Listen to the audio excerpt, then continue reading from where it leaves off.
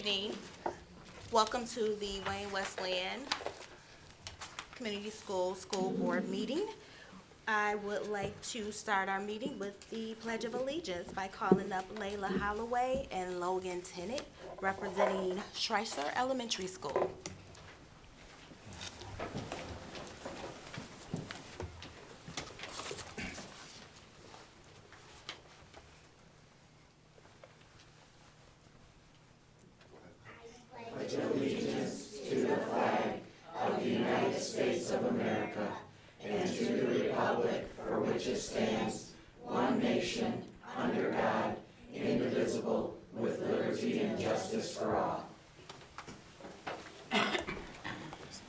Thank you so much. Mrs. Fasoa, you're coming up to share some information about our pledge leaders? Yep, I am. Thank you. So much. Good evening. My name is Emily Fasoa. I'm the principal at Schweitzer, and I'm proud to introduce Layla Holloway and Logan Tennant to you all today. Both Layla and Logan are in 5th grade in Mrs. Molnex's class, and both of these awesome students have attended Schweitzer since kindergarten. They both also just returned from Camp Storer from 5th grade camp. They got back on Friday. Right. Logan lives in Wayne with his older sister, older brother, mom, dad, and 2 dogs. At Schweitzer, his favorite subject is math, and he likes writing. He also loves gym and playing dodgeball. Logan is very athletic and plays on the Schweitzer flag football and basketball teams. He also plays baseball outside of school. At Schweitzer, Logan is a safety, and he has the important job of raising and lowering the flag every day, and he's also a lunchroom safety. Mrs. Molinax describes Logan as very reliable and polite, and he stands up for others. And at 5th grade camp, Logan received the I'm Third award, which shows he puts others first. In middle school, Logan is looking forward to meeting new friends, and when he grows up, he wants to be a Major League Baseball player.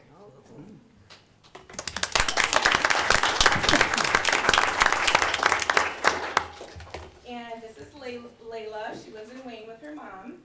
At Schweitzer, her favorite subject is math, specifically fractions, and she loves reading.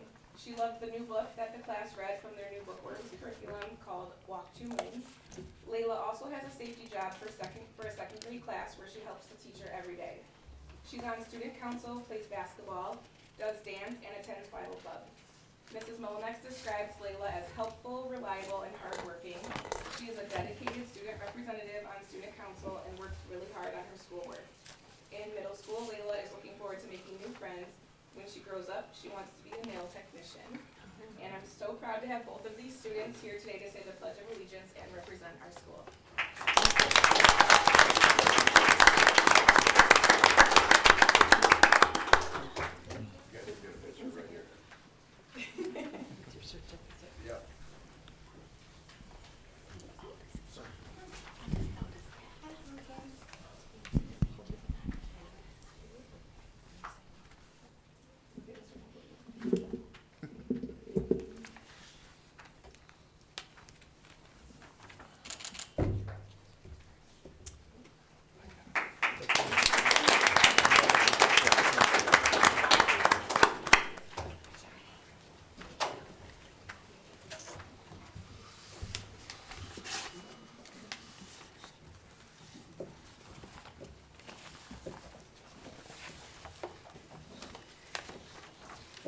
Next on the agenda is item 301.25, roll calls and attendance. Mrs. Hines?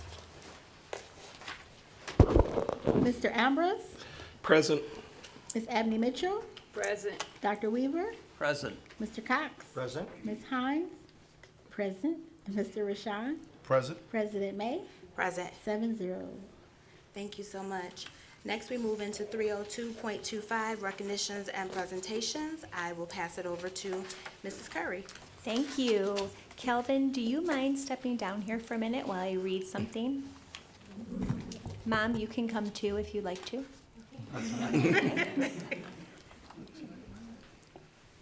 Okay. Will you turn around and just, thank you. Perfect. We're going to celebrate you in a minute. It is my pleasure to recognize Calvin Bobo, who is a 6th grader at Stevenson Middle School, for winning the district spelling bee on February 12th, 2025.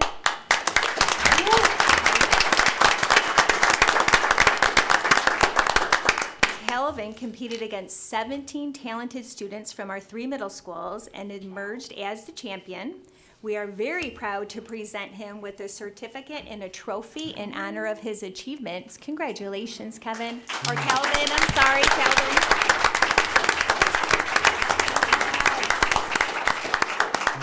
We'll get a picture. Mom, would you like to join in for a picture as well? I hope that trophy is either solid chocolate or solid gold.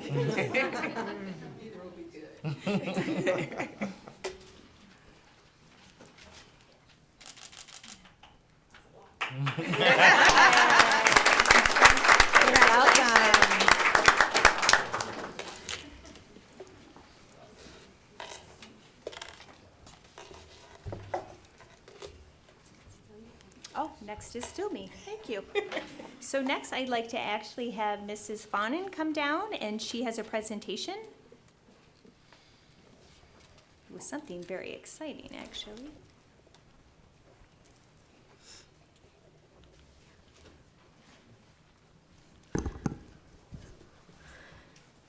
Good evening, President May and school board members. I have the pleasure this evening of sharing about a partnership that we have from our Family Resource Center. My name is Amanda Fawnin. I'm the supervisor of social emotional learning for our district, and I'm joined this evening by Brenda Ozog, who is one of our case managers at our Family Resource Center. So this evening I wanted to talk about Jack Dummer Ford, which is located in Wayne.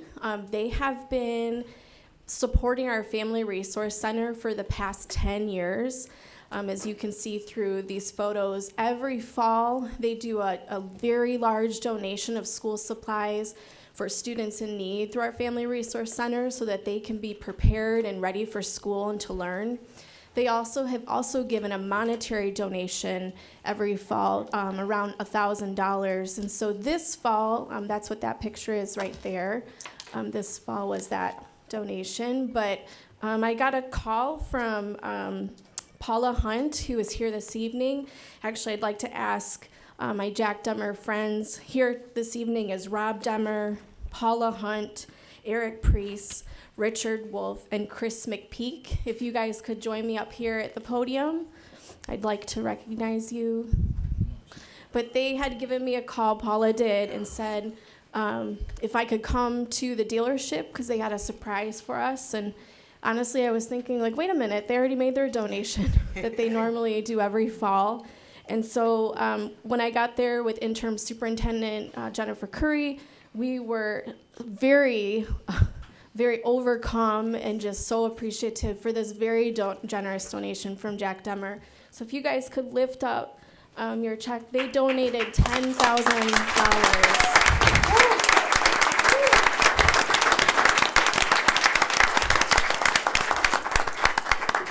So this donation will go directly to our Family Resource Center. Every cent of it will go directly to families in need. We will use this to purchase things like toiletries, socks and underwear, school supplies, backpacks, clothing, whatever it is our students need. We will use this donation for. And we would not be able to do what we do through the Family Resource Center without support of partners like Jack Dummer. So I wanted to thank you, the Dummer family, and all of the employees at Jack Dummer for your very generous donation. So thank you very much.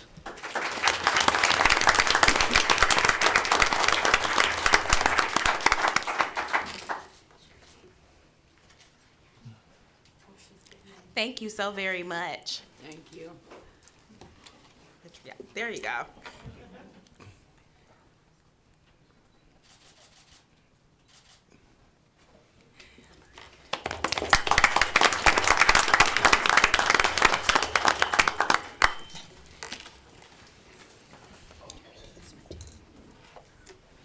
Yep. Okay, next we will have a building update from Ms. Fasoa from Schweitzer Elementary.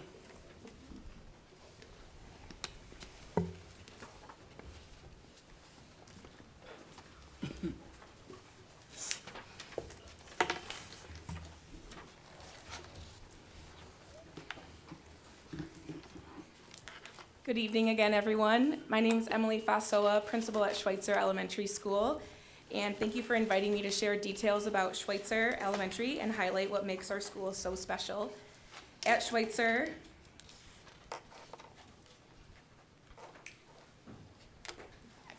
Thank you. I forgot to click the next slide.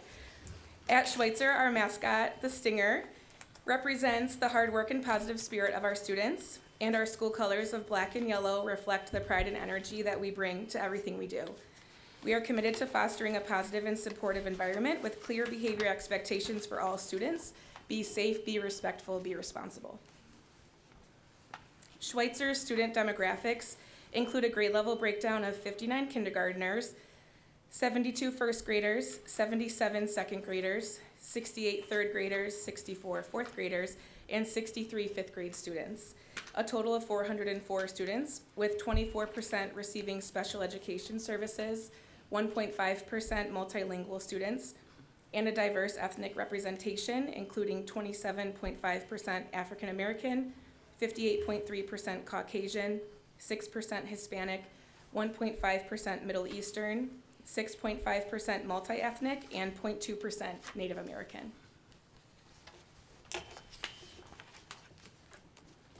Schweitzer Elementary has several unique staff members who support our students. We have an attendance monitor dedicated to improving student attendance. 2 paraprofessionals provide targeted support for literacy growth. Our teachers are leaders across the district. Half of the district's grade level leaders for elementary are Schweitzer teachers.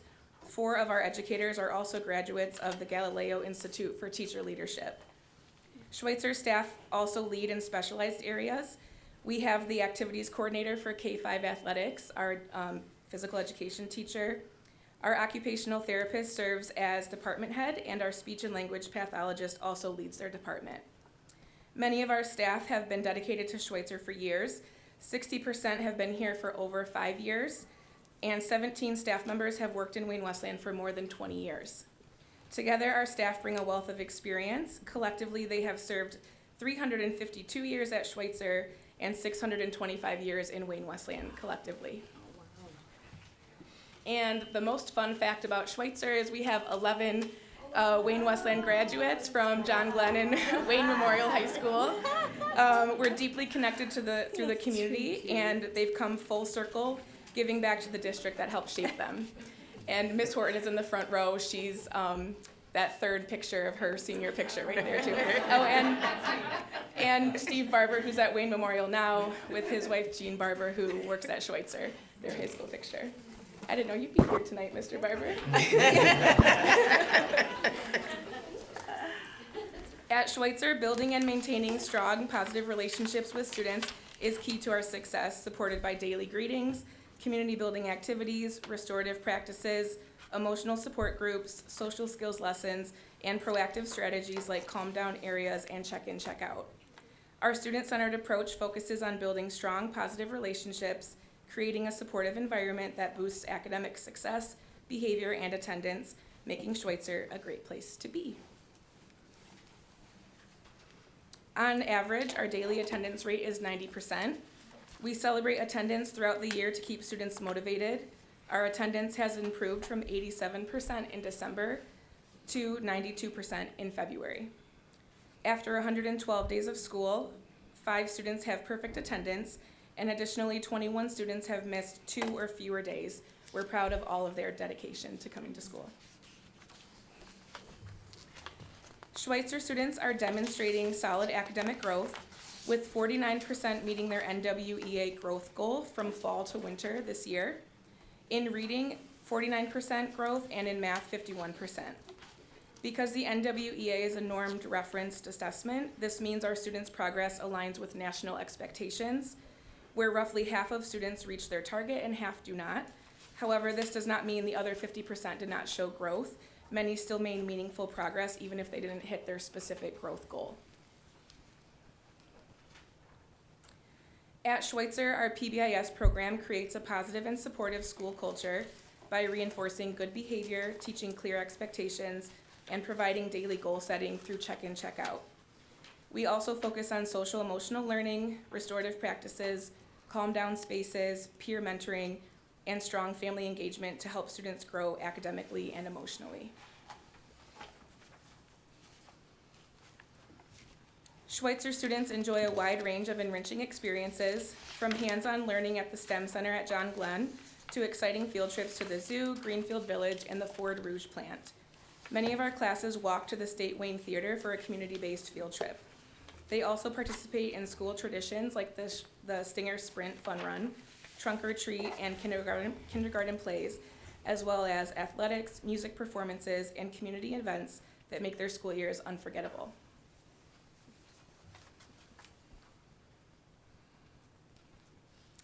Schweitzer values strong family and community connections through events like our Back to School Open House, Stinger Sprint Fun Run, Trunk or Treat, and Bingo for Books Family Night.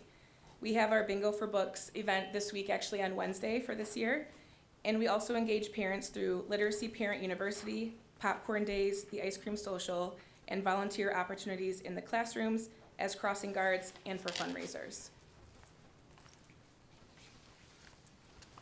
Schweitzer takes pride in strong community partnerships with organizations like the Wayne and Westland Fire and Police Departments, local churches, and the Wayne Rotary Club, which provided scholastic book vouchers for all of our third graders this year.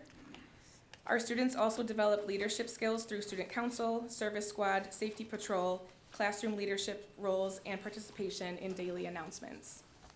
And both the students that said the pledge are part of the safety patrol and service squad.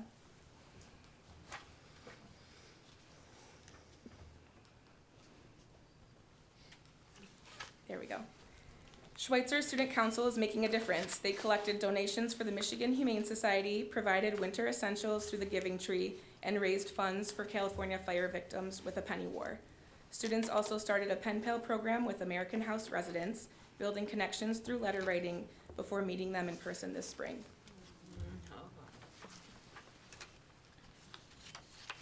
This year, Mrs. Madison's third grade class is participating in the Michigan DNR's Salmon in the Classroom project, raising salmon from eggs to smolt while learning about ecosystems, water quality, and conservation. On April 28th, they will release their salmon into the Rouge River at Gowdy Park, beginning their journey to the Detroit River, Lake St. Clair, and Lake Erie. And it's something that other classes come to visit Mrs. Madison's class to see. Mrs. Monex in the front row, her class weekly visits Mrs. Madison's class to kind of check in and be engaged with them as well. Although the large tank is only in Mrs. Madison's class. March is Reading Month, and at Schweitzer this year's theme is Reading is Food for Your Brain. Students enjoy daily activities that celebrate reading, while staff bring the theme to life with creative decorations, engaging activities, and fun spirit days. Each week in March, all classes are reading books from the Bad Seed collection, which are books that deliver powerful messages about personal growth, kindness, perseverance, and believing in yourself.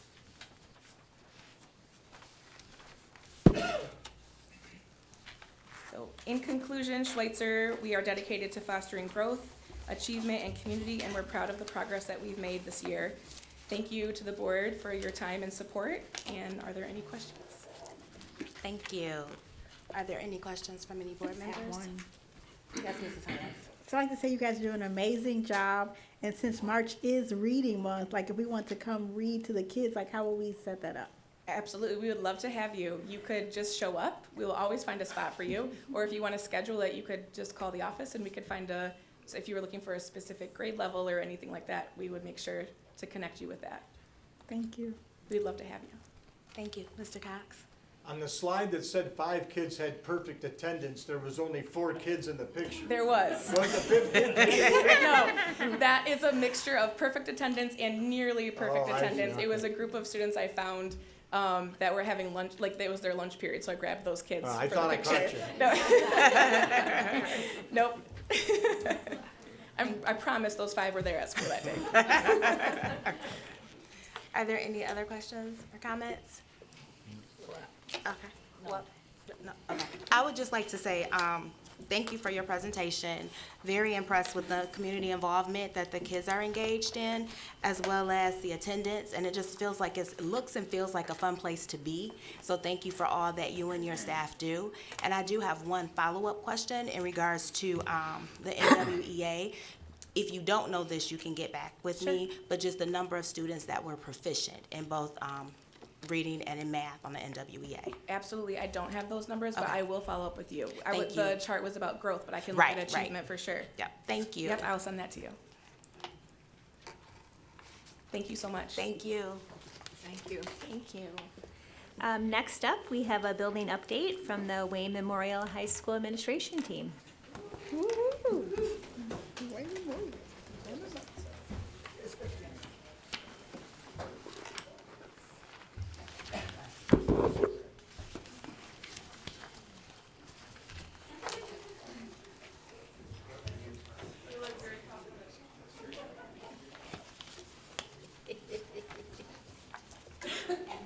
Did everybody come?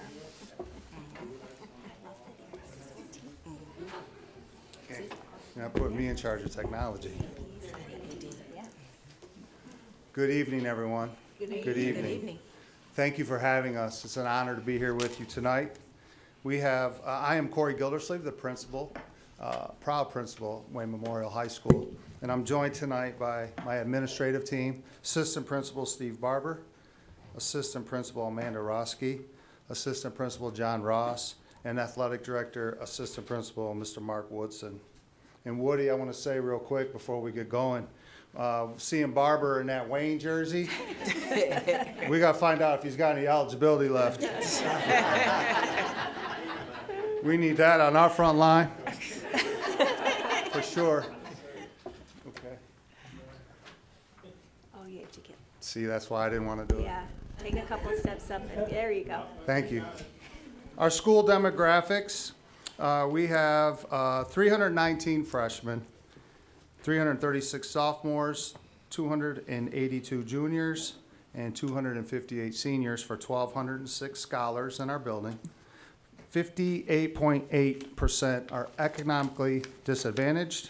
59.2% get free and reduced lunch. Ethnicity, we have 43.6 African American scholars, 40.9 Caucasians, 7.8 Hispanic and Latino, 5.9% are 2 or more races, and 1.7 other. For our average daily attendance, we're at 89.72% for our students that are present for at least half of a day, and our full day rate is 62.71 for our students with no absences or tardies. And what we have found is our biggest hit on our attendance is coming out of our first hour. Many of our scholars are showing up to school just a little bit late in the mornings. Wayne Memorial is 20% special education, which does not include our new temporary placements that we receive from this semester. We offer 12 academic support classes per semester, 33 sections of co-taught classes as well, and 50 multilingual students. Also in this slide, we're very proud that we have a picture of our acknowledgement from our local community history, where we recently completed our Wall of Honor, which is in our main entrance of our building that honors our servicemen and women dating back to World War II. This project was actually taken on by one of our teachers and through our friends as well for the World War II Memorial involved in completing this project in our main entry. If you haven't seen it, if you come over to Wayne in the main entrance, it's there upon your arrival. For our student well-being, we work very hard in MTSS, our supports of our students, and then our social emotional as well with our students. One of the things that we do through that is trying to improve our attendance as an ongoing effort. And our student well-being efforts seek to help improve and remove some of those obstacles for our students with attendance. We offer the Zebra Hope Food Pantry, which HOPE stands for Helping Other People to Eat, which is managed by our counselors in our building. And then we also have the Zebra Rack Clothing Closet, which is managed by our students in our work-based learning program. Our Positive Behavior Intervention Supports, our PBIS, was rebranded this year, led by some of our amazing Wayne folks that are here tonight. So thank you for our work in that. We appreciate you. Our students are now earning their stripes. And earning their stripes, they're being safe, being a team player, responsible, inspirational, participating, excellent, and supportive. And so our scholars are now earning their stripes every day. And when our adults see our students earning those stripes, they issue them a certificate of excellence. And then this happens all day, any day. If they see it, they acknowledge it. The search from the students are then placed into our stripes bucket, which is in our cafeteria. And then on a weekly basis, we draw out on Fridays, recognizing the excellence that we have going from that week, pump it up a little bit with some music playing, and recognizing both staff and students, where we give out prizes in those drawings. Now, we are also in the planning stages of larger events to recognize and reward our excellence through our service learning grant that we are working hard on. So thank you, Ms. Kim P., on that. We appreciate you.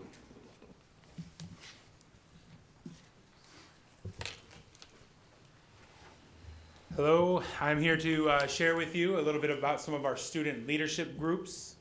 This slide represents our National Honor Society and our Student Council. To tell you a little bit about our National Honor Society, this year we inducted 18 new members into the organization. One of the requirements for National Honor Society is that students have to complete service hours. And so many times you'll find them volunteering their time in the Jefferson Barnes Learning Lab, out at the Westland Historical Society, and also within several churches throughout the community. Additionally, the National Honor Society students, they participate in fundraisers.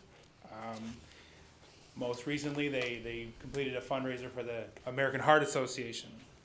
And right now, they're actively planning a service learning project to wrap up the year. Our Student Council plans monthly events.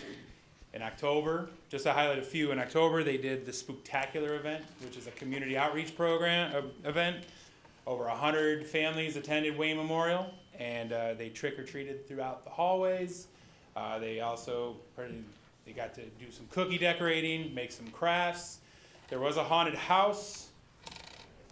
We went through the haunted house. And we lost some sleep that night. It was hard to go to sleep, but so that was fun.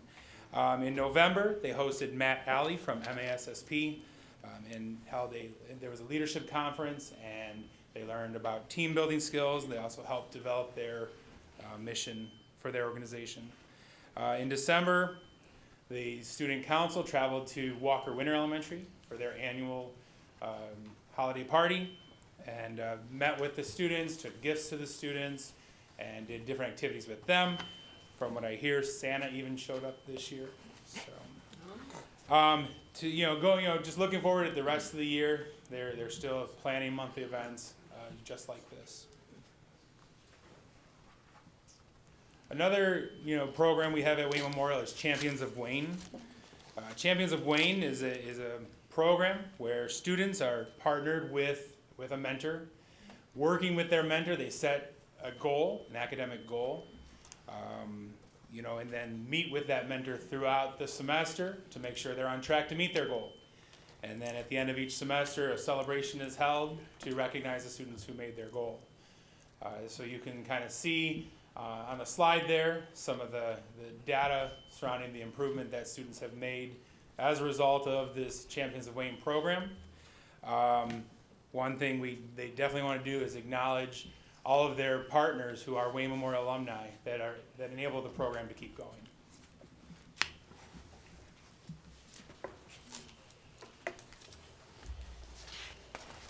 Good evening. Sorry about the froggy voice.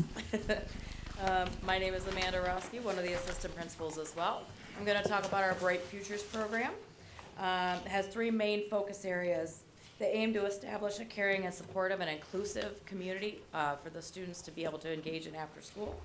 They give students opportunities for enrichment such as social, emotional learning, STEM, life skills, physical fitness, and community outreach.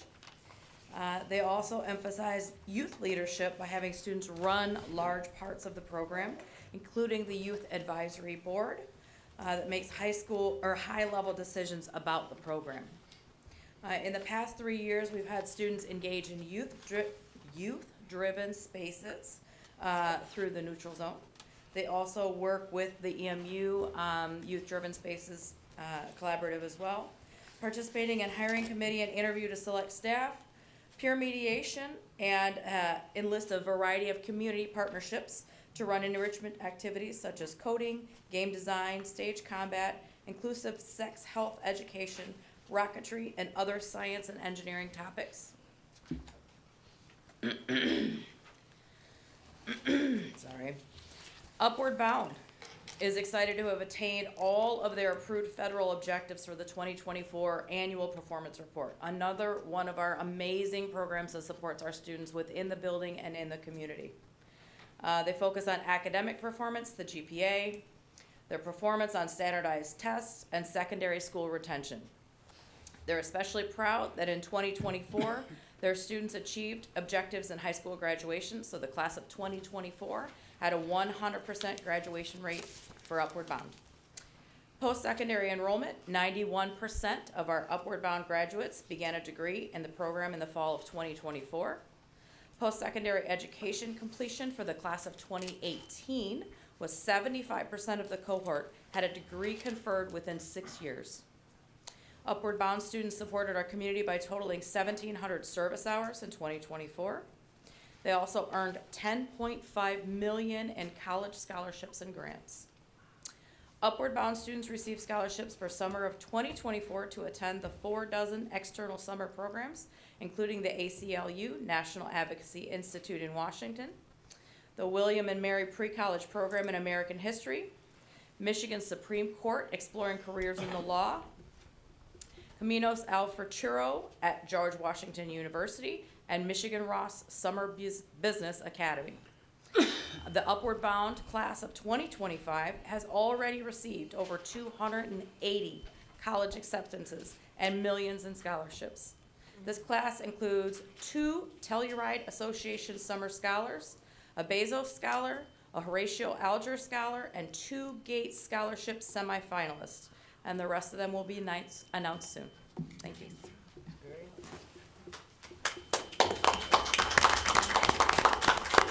And we're not done yet. There's still more. Thank you, Ms. Roski. I'm John Ross, another one of the assistant principals. So one of our other programs that we're proud of is our work-based learning program. The work study class at Wayne Memorial High School offers students from the cognitively impaired and dual diagnosis programs invaluable real-world experiences that bridge classroom learning with practical application. By engaging in this program, students develop essential soft skills, explore various career paths, and gain a comprehensive understanding of workplace dynamics. This hands-on approach not only builds confidence, but also enhances employability, equipping students with the competencies needed for future success. Moreover, the program fosters meaningful connections between students and the community, promoting relationship building and community integration. Through their dedication and hard work, these students acquire the skills and knowledge necessary to thrive in their future endeavors.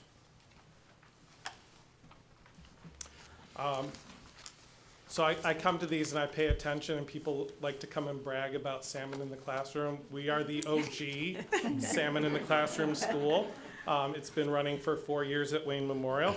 You might think it's one of our science teachers. You'd be wrong. It's an English teacher.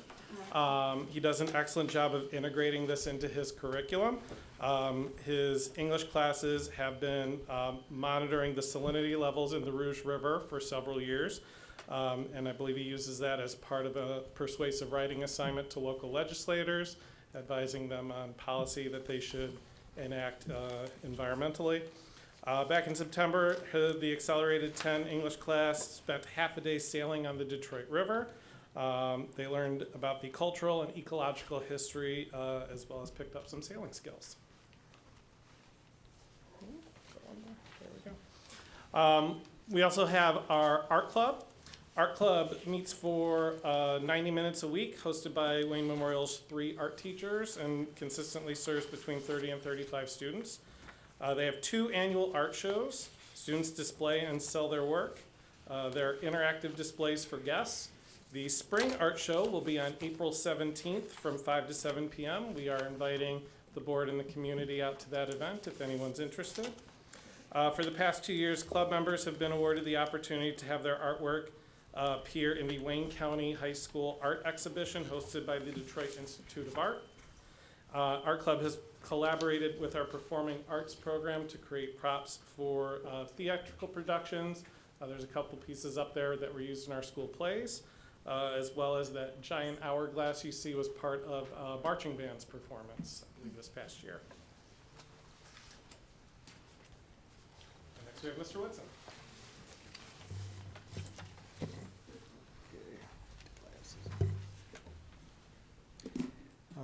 I would just like to say good evening to everyone, and I'm going to talk a little bit about some of the success we done had this year in our winter sports teams.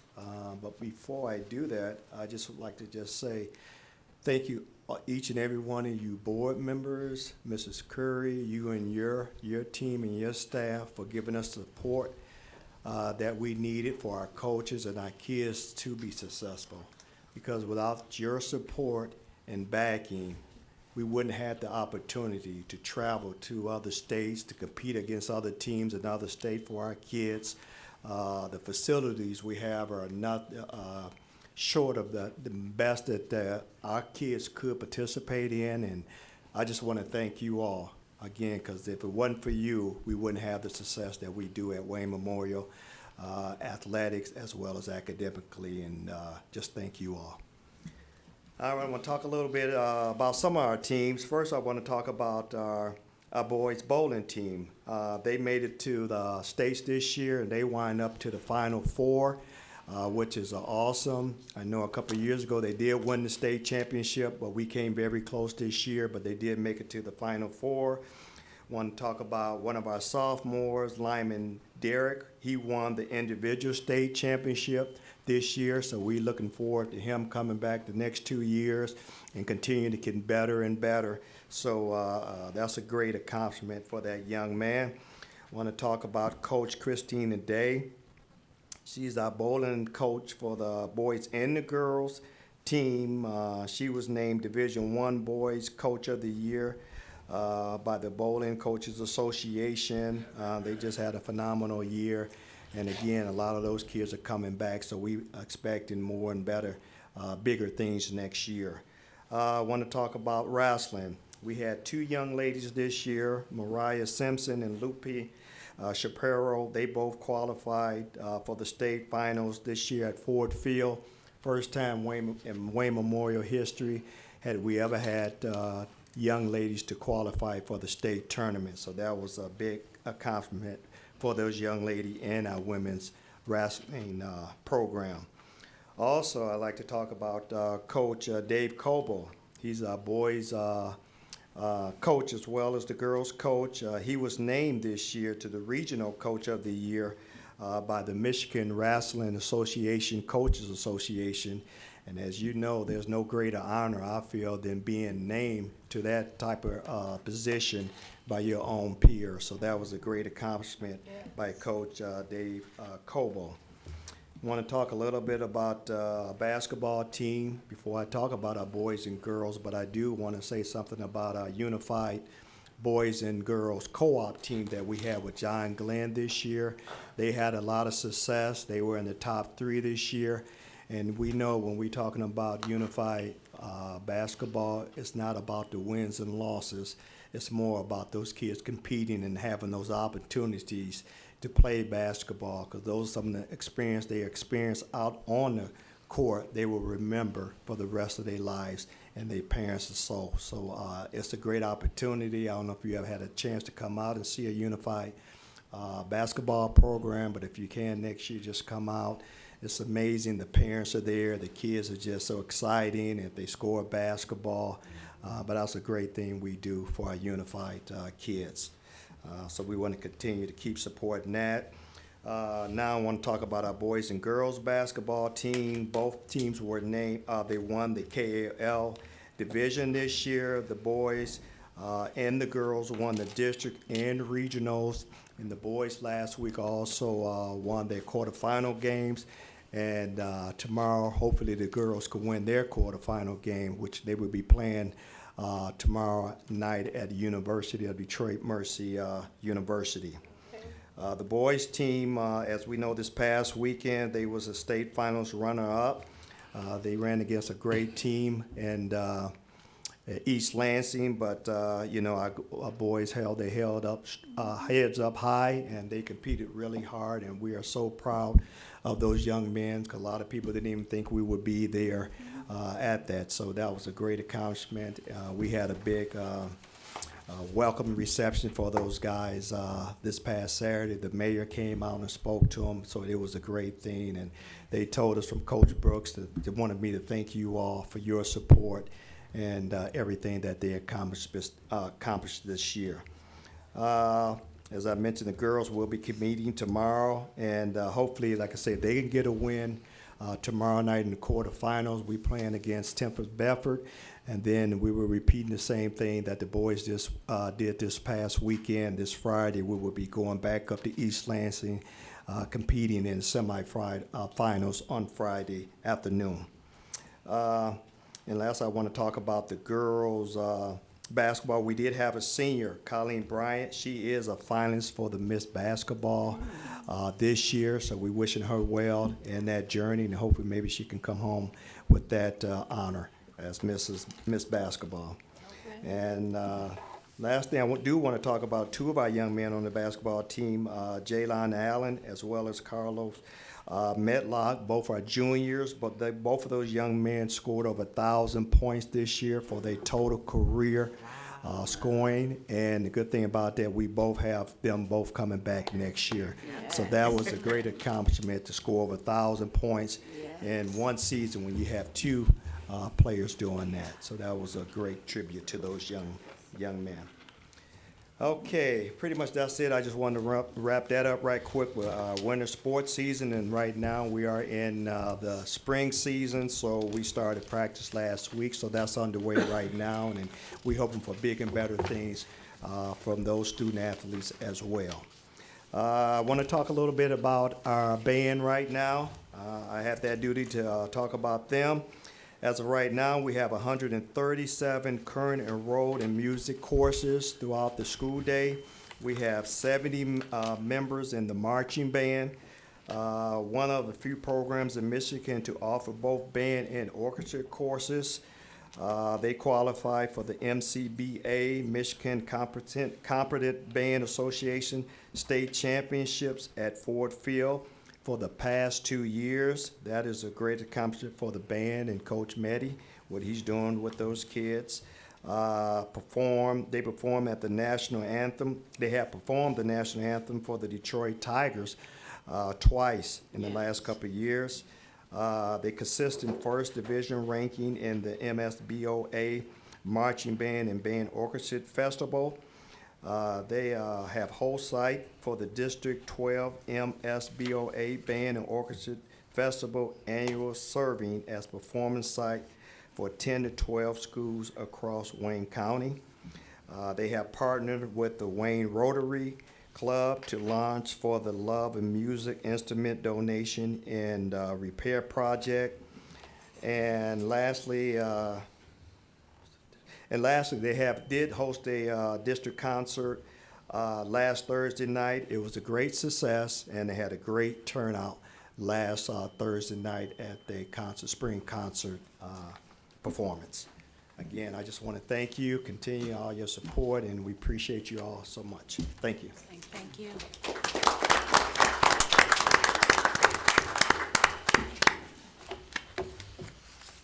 Any questions? Are there any questions or comments from board members? Mrs. Hines? I'd like to say congratulations. I'm proud to be a fellow Zebra.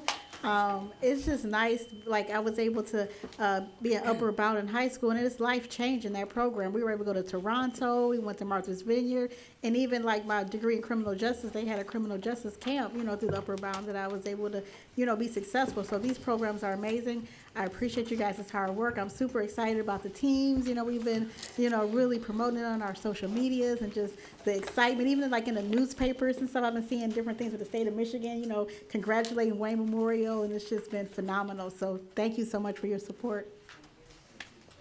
Thank you. Any other comments? Mrs. Abney Mitchell? I just want to say thank you for presenting about your school today, and the team effort up there. It says a lot about you guys and your school. and your principal, he said, if I'm going, everybody going. Don't even think about it. Yes, thank you so very much. Thank you. Anyone else? Mr. Amos? As a parent of a Wayne Memorial student and 2 graduates, thank you for everything that you have done as a staff for our kids. I've seen a lot of great changes over the past few years at Wayne, just from talking with some of the teachers and some of the students that are friends of my kids. And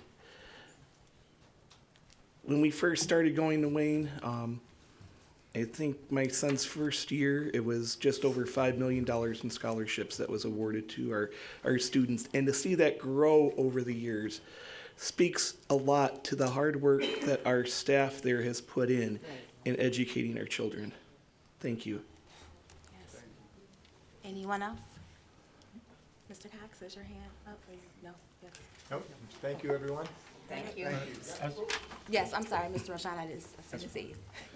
I want to thank you guys for all the hard work you guys have done. As a parent of 2 former students of Wayne Memorial, I was really proud just to represent Wayne in the sports fields. All of the accomplishments and achievements, from the bowling team to the wrestling team, and of course the basketball team, women, girls and boys.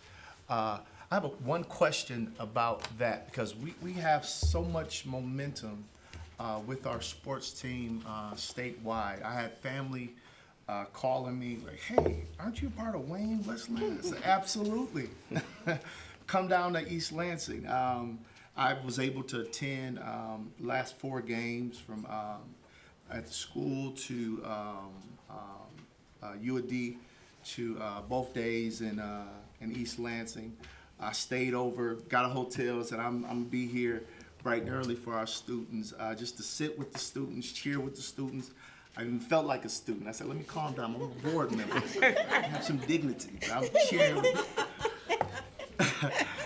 Nevertheless, my question is, are there things in place for us to promote our sports program within the district? I know we have talented elementary school students, middle school students, to retain and continue to grow on the success that we have. I know we have a few 11th graders that are coming back next year, so we'll have a great sports team. Are we doing anything to recruit outside of the district because of our success, and also retain who we have? Recruiting outside the district, you gotta be a little careful with that one. Right. Promoting our district. One of the biggest things that we talk about is locking the back gate to the backyard, because we have so many great student athletes here, right? K-8.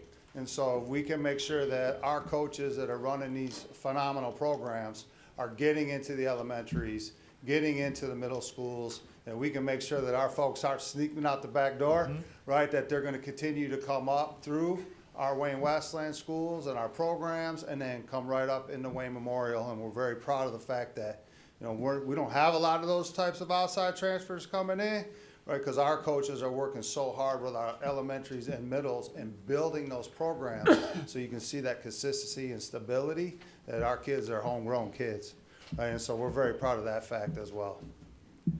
Thank you. Dr. Weaver? Oh, I'm sorry. Mr. Woodson? I was going to say too, and we were planning on having this year for the basketball a middle school night. We were going to have all those kids come up, the boys and the girls basketball, but at the last minute it was canceled due to some things that happened down at the middle schools. But that's some of the things we're trying to do, get those kids, get those parents up there so our coaches can meet them, they get to meet the parents, get to meet the kids. Again, it's about retaining our own kids right now, keeping them from leaving our own district. But those are some of the things we are doing at the high school. I know next year in the football season, I'm gonna have the middle school come up there. We're gonna introduce the middle school kids, football flag team, as well as the cheerleaders at halftime, get them out there, get their parents up here. Right now, right after the spring break, we starting in the middle schools. We busing them up here.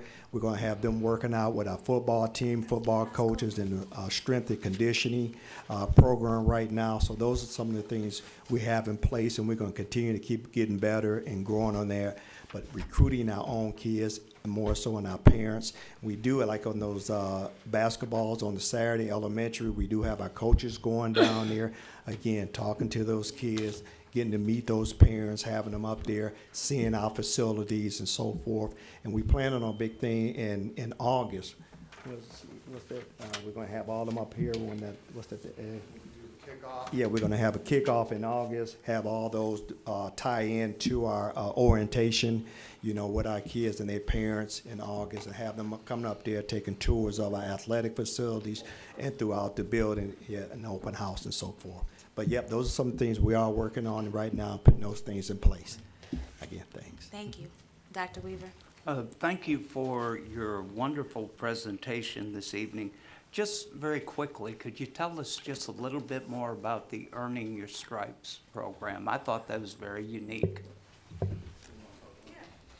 So basically, we're just looking to reward students right on the spot, right? Is to make sure that they understand they have something tangible in hand that a teacher, staff member, kitchen member, custodian, anybody can just say, hey, thanks for picking that trash up today.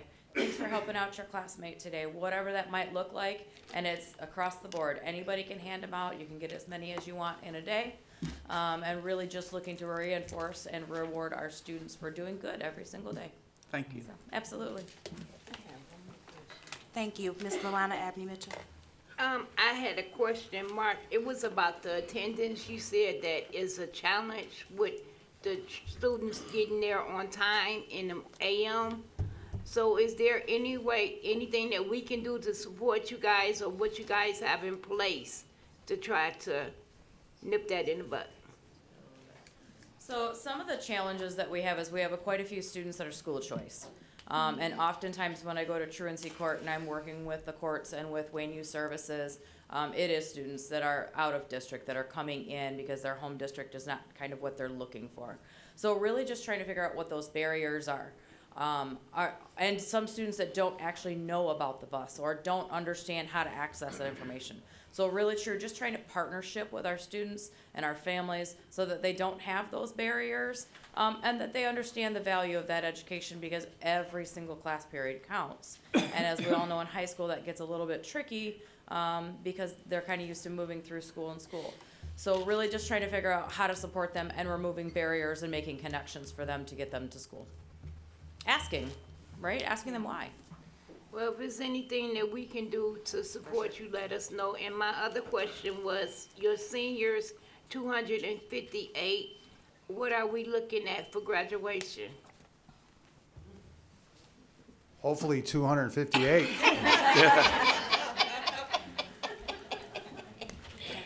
All right, thank you. Thank you so much for your presentation.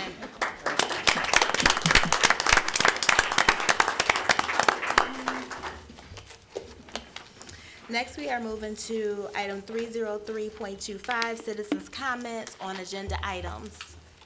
Do we have any? Here are the agenda items. One is not circled. Thank you. Mrs. Tanya Karpinski, sorry.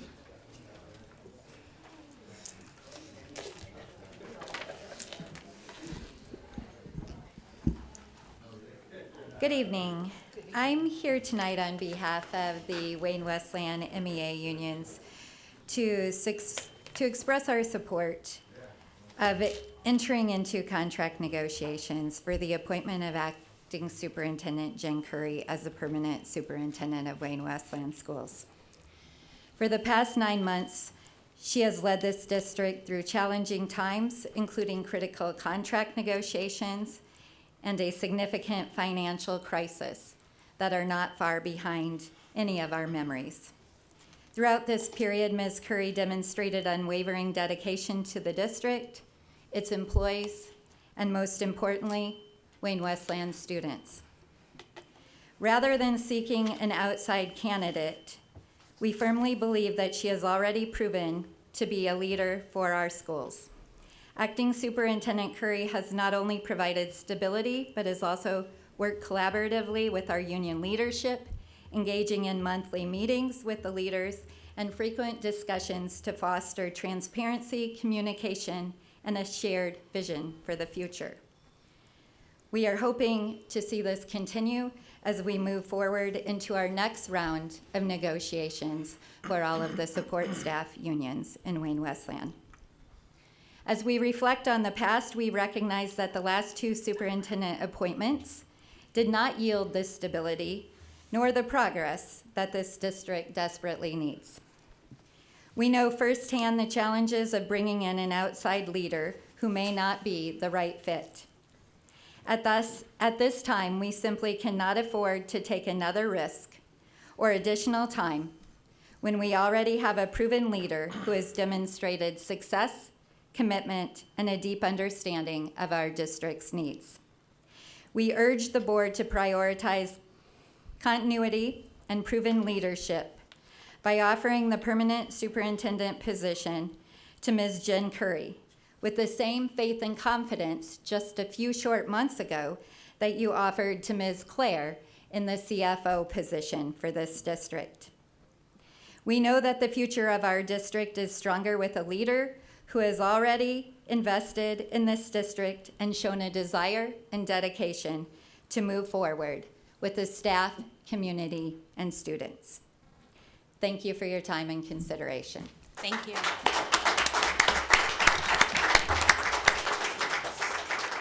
Our next speaker is Amy Gridley.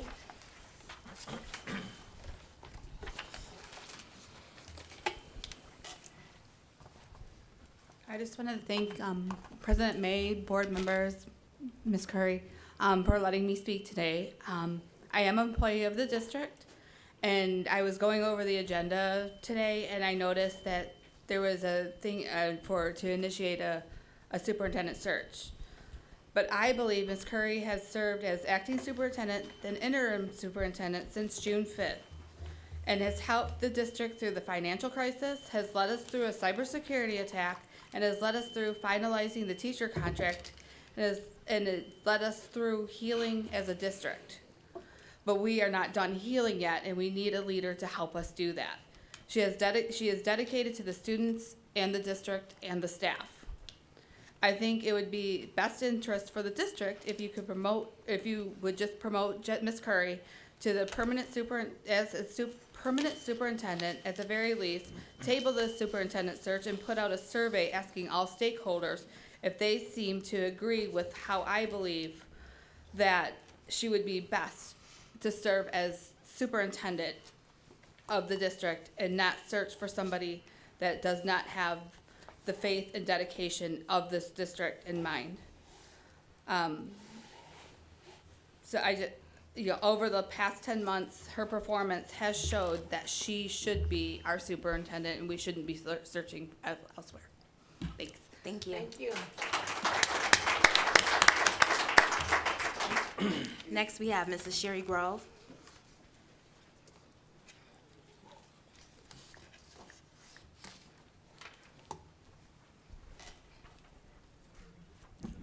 Good evening. Tonight I stand at this podium for the first time in my 30-year career here in Wayne Westland, not as a teacher, principal, or as one of your executive directors, but as someone who has dedicated my entire life to this community and district.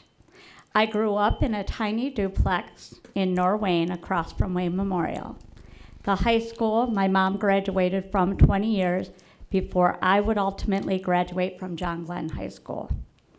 Directly after college, I returned to the halls of John Glenn as a young, bright-eyed teacher. And after 18 years of teaching, a superintendent took a chance and granted me the opportunity to serve as an assistant principal of that high school. Although he and I didn't always agree on everything, we did both hold dear to our hearts a genuine love for our community and the community we call home. Wayne Westland has always fought for and taken care of their own, supported one another through the struggles, and celebrated through the victories. I think that's clear to anyone who comes here from any other district. It's a bond and strength that surpasses most odds and is why so many stay despite those odds. I've grown up with many of the people in this room, and we've seen a lot of people come and go. But those who stay, they stay to be a part of something special. Something that includes loyalty, unity, dedication, and a bond that carries us through those moments. They stay because what we do each day is hard, but it matters, and we make a difference in lives. That superintendent who took a chance on this girl was the longest standing Wayne Westland superintendent. Under his leadership, we had our best years in Wayne Westland. Why? Because he knew this community. He grew up here, he worked as a teacher in this community, and loved and believed in the people of this community. Since his departure, we have had 4 external superintendents come through our doors. One took her 3 years and left with no legacy to speak of. The other 2 resigned under less than desirable circumstances, leaving pain and damage behind. We finally have one of our own again, and we finally are able to focus on kids, teaching, and learning again. Mrs. Curry, it has been an honor and a privilege to work under your leadership. You have returned faith, trust, hope, success, increased enrollment, lost funds, and most importantly, joy again. Mrs. Grove, that's your time. Thank you. Thank you so much. Next, we have Miss Mona Malad. Is it Malad or Mallet? Mallet, sorry. Thank you, Mallet. President May, good evening, board members. I'm here today to respectfully and wholeheartedly support and ask for the recommendation of Jen Curry for the position of Wayne Westland Community School District Superintendent. During my time in the district, I have witnessed the instability caused by the turnover of superintendents. Ms. Jen Curry has been the one steady presence, first in the assistant superintendent space and now in the interim superintendent role. She has consistently provided stability and leadership while restoring calm. She leads with intentionality, care, and composure, inspiring all those around her to do their best.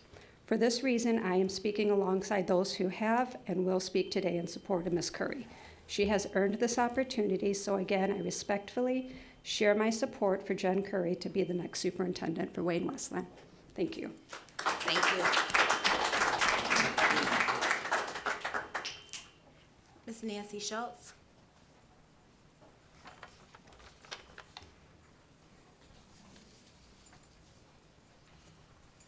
Good evening. Thank you for a few minutes. I'm here today to talk about not just continuity, but the fact that every day I come to work to talk about and educate our staff around data and best practice and letting that drive what we do each and every day. I try to present it at every meeting and bring it in every presentation possible. But sometimes it's important to take other factors into consideration. So data would show you, as the other people have already discussed today, that Ms. Curry has done an exceptional job at leading us through some very difficult times, at giving us time to regroup. And best practice would support your decision to indeed do a candidate search and open it up to a nationwide search. However, I would say that sometimes it is best to put best practice aside for a moment by what is working for us and taking a minute to think about what is the data showing, what's working for us here. If I had done what I wanted to do and what I thought best practice was with our literacy work in our elementary schools, we wouldn't have the progress that we had today. I had to stop and listen to the staff. I had to stop and listen to the experts in the room.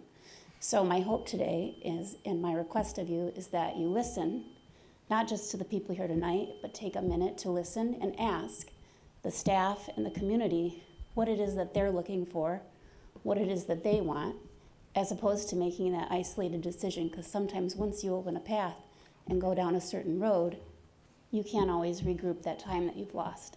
And so I just want to appreciate the time that I've had here and encourage you to really communicate with the stakeholders in this community. Thank you. Thank you. Mr. Dennis McBride.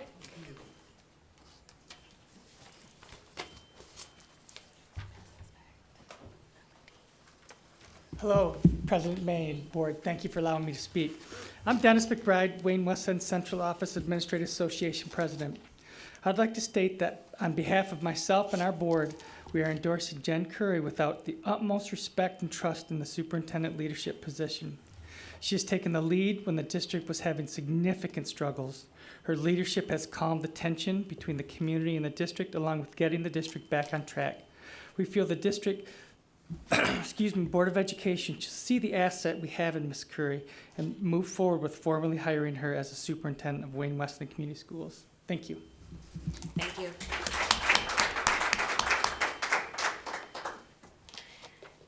We now move to item 304.25, consent agenda. Do I have a motion? So moved. Support. So moved by Mr. Cox, support by Mrs. Abney Mitchell. Yes. Discussion?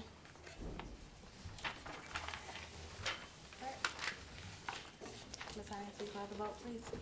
Mr. Cox? Yes. Mr. Rashawn? Yes. Ms. Hines, yes. Dr. Weaver? Yes. Mr. Ambrose? Yes. Ms. Abney Mitchell? Yes. And President May? Yes. Motion carries 7-0. Thank you. Moving on to item 305.25, Board of Education Committee reports. Mr. Ambrose? With the Finance and Facility Committee report. Sorry. The report for the Financial and Facility Committee meeting report for March 6, 2025. The Financial and Facility Committee was called to order at 5:31 on March 6th with the following in attendance: Mr. Andrew Ambrose, Ms. Lawana Abney Mitchell, Ms. Melody Hines, Ms. Jennifer Curry, Mr. Daryl Beebe, and Ms. Kim Markey. Mr. Beebe presented to the committee the following proposals to be voted on at tonight's board meeting. First is the installation of additional cameras at Taft and Graham Elementary Schools and Stevenson Middle School. The school principals reached out to Mr. Beebe that after bond work was completed that there were many open areas on these properties without adequate camera coverage. They were finding that students, of all things, were finding finding gaps in the coverage. An inspection was performed on the properties in question with Moss, the supplier that did the work, and a team from the district to determine what was needed to fill the coverage gaps. The district was able to use consortium pricing through the state, which would cost the district just under $48,000, and the funds to cover the costs would come from the sinking fund. Also, Mr. Beebe stated that he may approach the board for additional cameras as the remainders of the buildings are being reviewed, but this needed to be addressed as soon as possible. Questions were asked by the board members about the cameras. One question was, are the cameras connected to the internet? No, the cameras are hardwired through a monitoring system and have battery backups that allow the cameras to still record in the event of a power outage. Is there a grant that could cover the purchase of these cameras? Unfortunately, at this time, there are no grants currently available. What are the chances the price will increase if the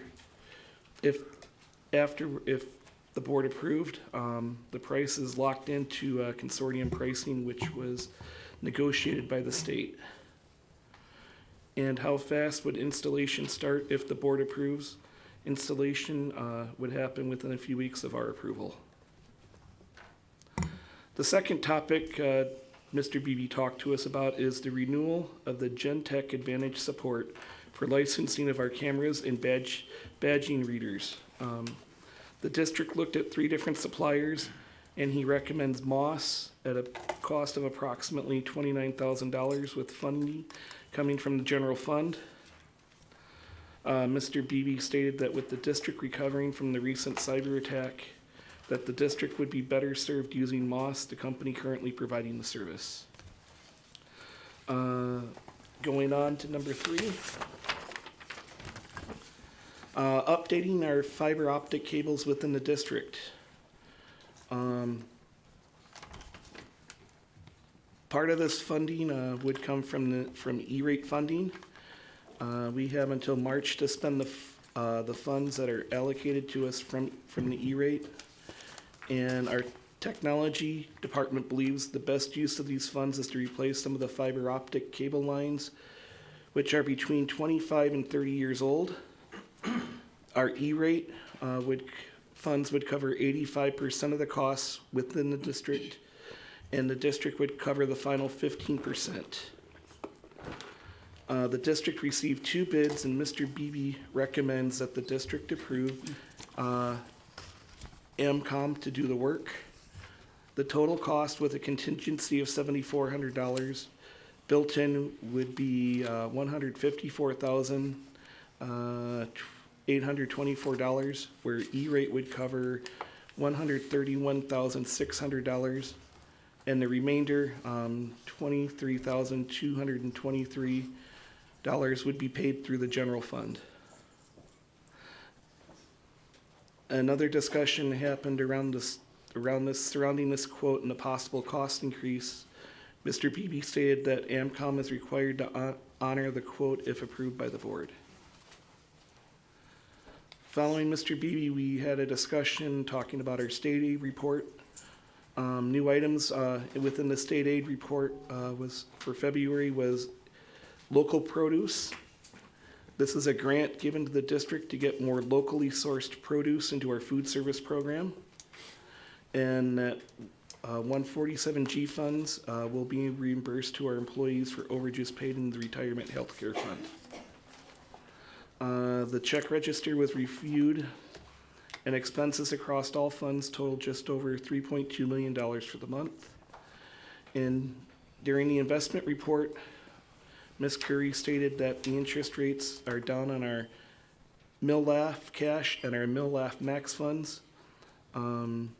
Chase interest rates are down also. The change in our direct district cash position is due to the bond fund decreasing as the district is making the final payments. Questions were asked about how the payments from our bond fund were being made, and Ms. Curry stated that no payment was being made to a contractor until Mr. Toko reviewed the work performed and signed off. After a sign off, the invoices are then being processed for payment. Our meeting was then adjourned at 6:20 p.m. Thank you. Are there any questions? Discussion? All right, thank you. Next, we move on to the Policy and Procedure Committee report. Dr. Weaver? Yes, thank you, Madam President. Dr. Weaver welcomed the committee at 9:01 a.m. In attendance, Dr. Weaver, Mr. Roshan, Dr. O'Feely, Ms. Curry, Ms. Hines, and Ms. Markey as the note taker. We reviewed the changes that we are recommending for the board operating procedures. As a matter of fact, Madam President, some of those have been changed for a long time, but the board president has not called the committee to share these. And I'm not speaking about you, but I'm talking about even previously. So we need to get these on the agenda for the full board to hear it. Thank you. We talked about policy goals should be established with the Student Achievement Committee, working with them as the current data is being collected. We talked about new guidelines and executive orders that will need to be followed by Miller Johnson. Our legal firm has made some changes that are coming down from the state level. Also, to get feedback from the Finance Committee, what changes the board operating procedures will show when budgets will be presented. Currently, the committee is recommending quarterly presentations to the budget. Of course, that will be up to the full board. We talked about election policy, that members should not verbally support other members of the board for positions, as was done the last year. We heard from our Brad Vanasek that the only thing we can do is stop all board comments, which is obviously over the edge, and we would not even suggest it.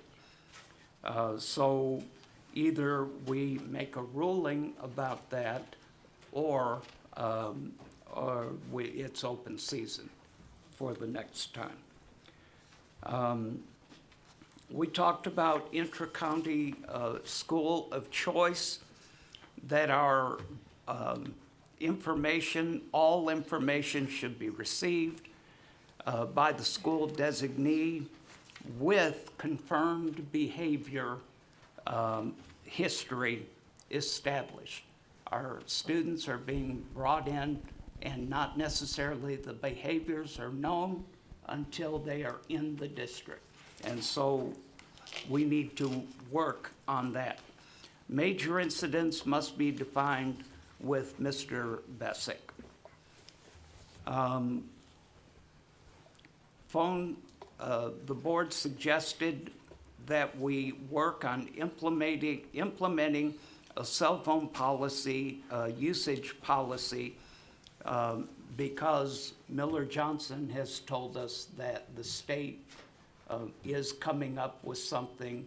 So I think that they will disallow cell phone usage in the schools except for lunchtime and passing times. So we need to look at that again. Ms. Curry talked about April 10th training for central office and board by Michigan Virtual to look into AI policy. After the training, Michigan Virtual will also share regarding policies as well. Happy to announce that we are looking at facility dogs for the district. And I believe that, I have believed for a long time that we need this. They'd be housed at Hamilton and used in crisis times. We have a handler, and some other buildings have therapy dogs that come in. Again, the Miller Johnson Policy Manual, we will be looking at these. One of the things that is important is that the superintendent is to develop a threat assessment and management team for our district. There are others I could bring in, but I would just say that Dr. O'Feely reviewed the updates that Miller Johnson provided. Interim superintendent comments, Ms. Curry had no comments. Board member comments, Ms. Hines shared the following comments: thanks to everyone for coming, and congratulated Mr. Rashan on being part of the policy committee. Mr. Rashan shared the following comments: would like to have a board workshop regarding and surrounding cell phone usage. I had no comments, and the meeting was adjourned at 10:13 a.m. Thank you, Dr. Weaver. At this time, I would like to call for a 5-minute recess. Is that okay with the board members? Okay, thank you. We will be back at, this is at 8:20, so 8:25. Thank you. I'd like to call a motion to call us back in. So moved.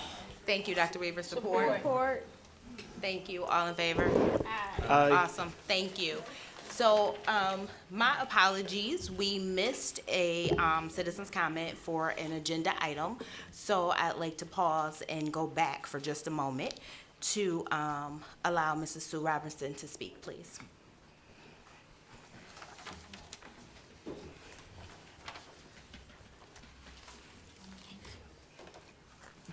Good evening, everyone.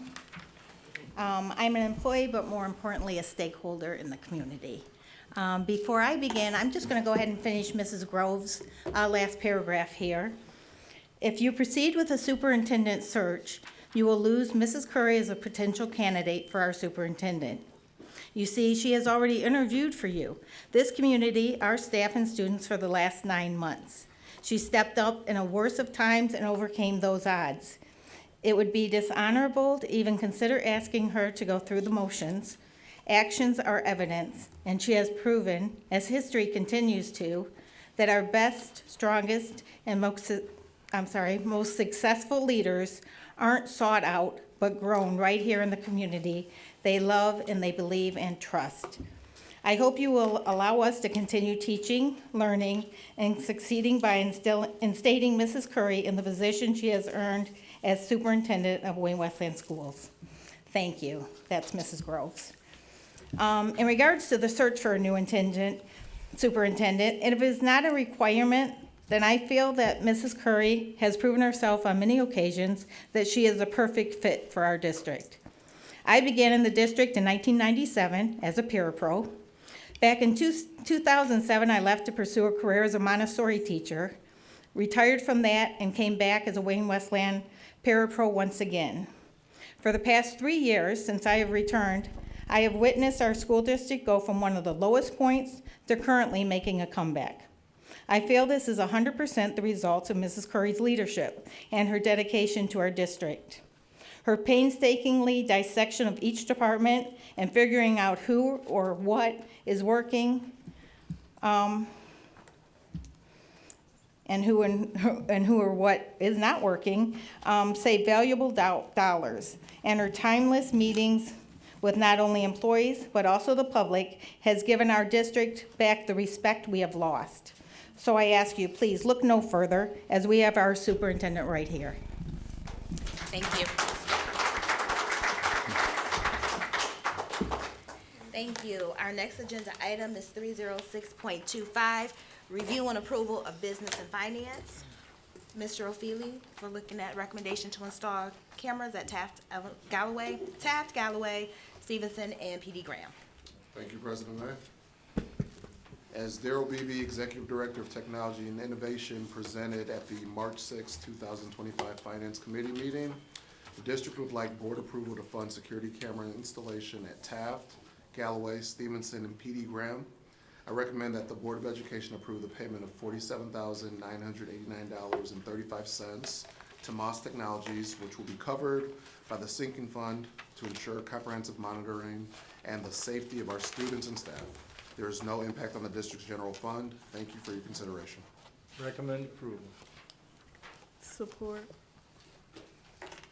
Mrs. Hines, will you call a vote? Yes. Discussion. Oh, I'm sorry. Discussion. Mrs. Hines, will you please call a vote? Mr. Ambrose? Aye. Ms. Abney Mitchell? Yes. Dr. Weaver? Yes. Ms. Hines, yes. Mr. Cox? Yes. Mr. Rashawn? Yes. President May? Yes. Motion carries 7-0. Thank you. Dr. O'Feely, recommendation to purchase Gentech Advantage Support. As Daryl Beebe, Executive Director of Technology and Innovation, presented at the March 6, 2025 Finance Committee meeting, the district would like to renew Gentech Advantage security camera support for camera systems throughout the district. I recommend that the Board of Education approve the payment of $28,956.56 to Moss Technologies, which will be covered by the general fund to provide connectivity for our camera and card reader connections. Thank you for your consideration. Thank you. Motion, So moved. Support. discussion. Mrs. Hines, will you please call roll? Ms. Abney Mitchell? Yes. Mr. Ambrose? Yes. Ms. Hines, yes. Mr. Rashawn? Yes. Mr. Cox? Yes. Dr. Weaver? Yes. President May? Yes. 7-0, motion carries. Thank you. Dr. O'Feely, recommendation to update fiber optic cabling. As Daryl Beebe, Executive Director of Technology and Innovation, presented at the March 6, 2025 Finance Committee meeting, the district would like to update the district's fiber optic cabling and replace outdated fiber optics throughout the district. I recommend that the Board of Education approve the payment of $23,223.60 to AMCOM, which will be covered by the general fund to enhance our data transmission speeds, allowing for quicker access to information, which will in turn improve learning outcomes. Thank you for your consideration. Thank you. Motion? So moved. Support. Thank you. Discussion? Mrs. Hines, please call roll. Mr. Cox? Yes. Mr. Rashawn? Yes. Ms. Hines, yes. Dr. Weaver? Yes. Mr. Ambrose? Yes. Ms. Abney Mitchell? Yes. President May? Yes. 7-0, motion carries. Thank you. Madam President, Yes, sir. I claim the attention of the chair tonight. It is my privilege to offer a substitute motion for item 307.25. The substitute motion is, I move that this board vote tonight in a straight up or down vote to hire Ms. Jennifer Curry as our next permanent superintendent. If I can get a second, I would like to speak to it. Support. Thank you. Discussion? I'd like to speak to it. Ms. Curry has had exceptional buy-in by both the community and our union teachers and administrators. Since becoming interim superintendent, Ms. Curry has managed in such a way that there is now harmony and inclusion among our ranks. Board members need to know that Ms. Curry, if a superintendent search is finalized tonight, will not apply for the superintendent search. As been said tonight, it is felt that after 10 months, it should be apparent that she has done the job and should not be subject to a search. Ms. Curry, let us not forget, has been working 2 full-time jobs for the district. Not only has she been acting as superintendent, but also top administrator for the curriculum and instruction department. When Ms. Curry was appointed interim superintendent, the community and our workers immediately calmed down and followed her leadership. At this point in our development, we do not even want to take a chance that another outside superintendent would bring perhaps a toxic environment again to our shores. This board was never called together for a frank discussion about this issue, and I want to point that out as well. During our closed session, several board members tried to speak in favor of Ms. Curry, but were stopped from doing so. Ms. Curry has introduced several programs such as letters and others to increase test scores in literacy and math. Ms. Curry's totally devoted to our Wayne Westland Community School District. She has spent most, if not all, of her career right here. Finally, a search for a new superintendent would cost this district between $15,000 and $25,000 to hire a new superintendent. Therefore, I offer this substitute motion so that board members can publicly vote on this discussion after what they have heard tonight from our community and workers to keep Ms. Curry not as acting superintendent or interim superintendent, but to actually be our superintendent. I have sent a copy of the motion to you.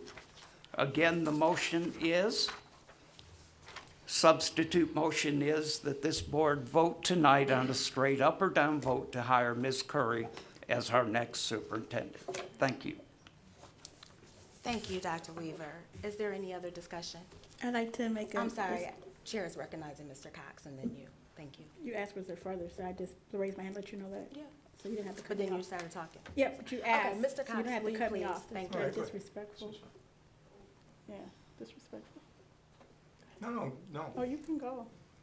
You know, I've given this issue so much thought. I have personally been involved in the superintendent search for 5 superintendents and 3 interim superintendents. That's 8 leaders of our school district, and I've served on the board a total of 9 years.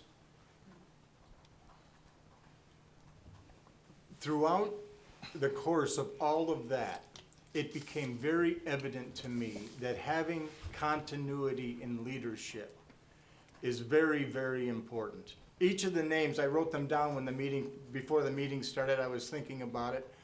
Each of the people that we appointed in these instances were qualified people, very talented, they had great ideas. Of course, and for one reason or another, it didn't work out. Maybe they got an opportunity somewhere else. Maybe the chemistry wasn't right. One person got up tonight and talked about the longest serving superintendent in our school district, and that was Greg Barassi. And Greg Barassi actually said the night that the cafeteria was named after him that it was me coming up and asking him if he would please put his name in to be superintendent because the continuity. Now, I'll level with everybody on the board. The last time that I appointed a superintendent, that is not what I wanted to do. What I wanted to do was have some time. Because when a Board of Education loses a superintendent, in that little window of time, then they go out searching for the right person. And the only people that are candidates for the job are people that themselves, their own experiences made them available at that particular length of time. Honestly, it's like hitting a moving target with a blindfold on. It's just dumb luck if you find somebody. What we really need is time. We need time to conduct a search. We need time, first of all, for the Board of Education to really get clear on what they think is important for the school district long-term, and we have to think about long-term. We have to think about 10 years. You know, Mrs. Curry isn't in the infancy of her career with the Wayne Westland School District. So, as a board, the only real thing that we have to do is to hire and monitor our superintendent. So now what the community's doing is coming up and saying, don't even look at someone that might be available. We're all not up in arms right now, so don't even look. But we have a responsibility to look. Absolutely. There's a lot of money involved, but more important than the money are the children. We need the children to have the best opportunity. And it seems to me that the board is in a very, very good position right now. We do have a leader that's doing an excellent job. What everybody said is true. But we also have a responsibility to look for someone. So I say what we do is both. I am in favor of a professional relationship with Ms. Curry. I'm in favor of sitting down and negotiating a 2-year contract with her right now that works for her and works for the school district. And at the same time, using this time to go through the process of have Ms. Curry help us with the time we need to do a proper superintendent search. You know, the months go by like that in this school district. 2 years seems like a lot of time. It's not a lot of time. And what the community said tonight is we do need to find the right person. We do not need more turmoil. So I want to achieve some different results with our student performance, and I think other members of the board do too. And I think we could get there if we can get together with the community, with everybody, for who we want long-term to lead our school district. So I think we need to do both. Thank you, Mrs. Hines. Yes, I'd like to say that I've been on the board almost about 12 years, and Jen Curry has been with the school district almost 20 years, going through Dr. Barassi, Dr. Harmala, Dr. Hope, 4 or 5 superintendents in between, Dr. Dignan. And again, we've been through a lot of turmoil. You know, when we had, the missing $17 million, we were able to get Ms. Jewell to help us find that money when we had those issues with the teachers, the bus drivers, the strikes. You know, there was a lot going on, and even with the cyber attack. So she has been there. She has proven her job here. And even too with the superintendent search, first of all, there's a superintendent shortage. There's over 19 spots. And again, there's no guarantees. And right now, with all the stuff with the Department of Education being shut down, there's a lot of things coming down from the federal government, and all these, you know, funds and grants being at risk. We have to make sure we have a strong leader that can get us through this terrible time. So I am in favor of hiring Dr.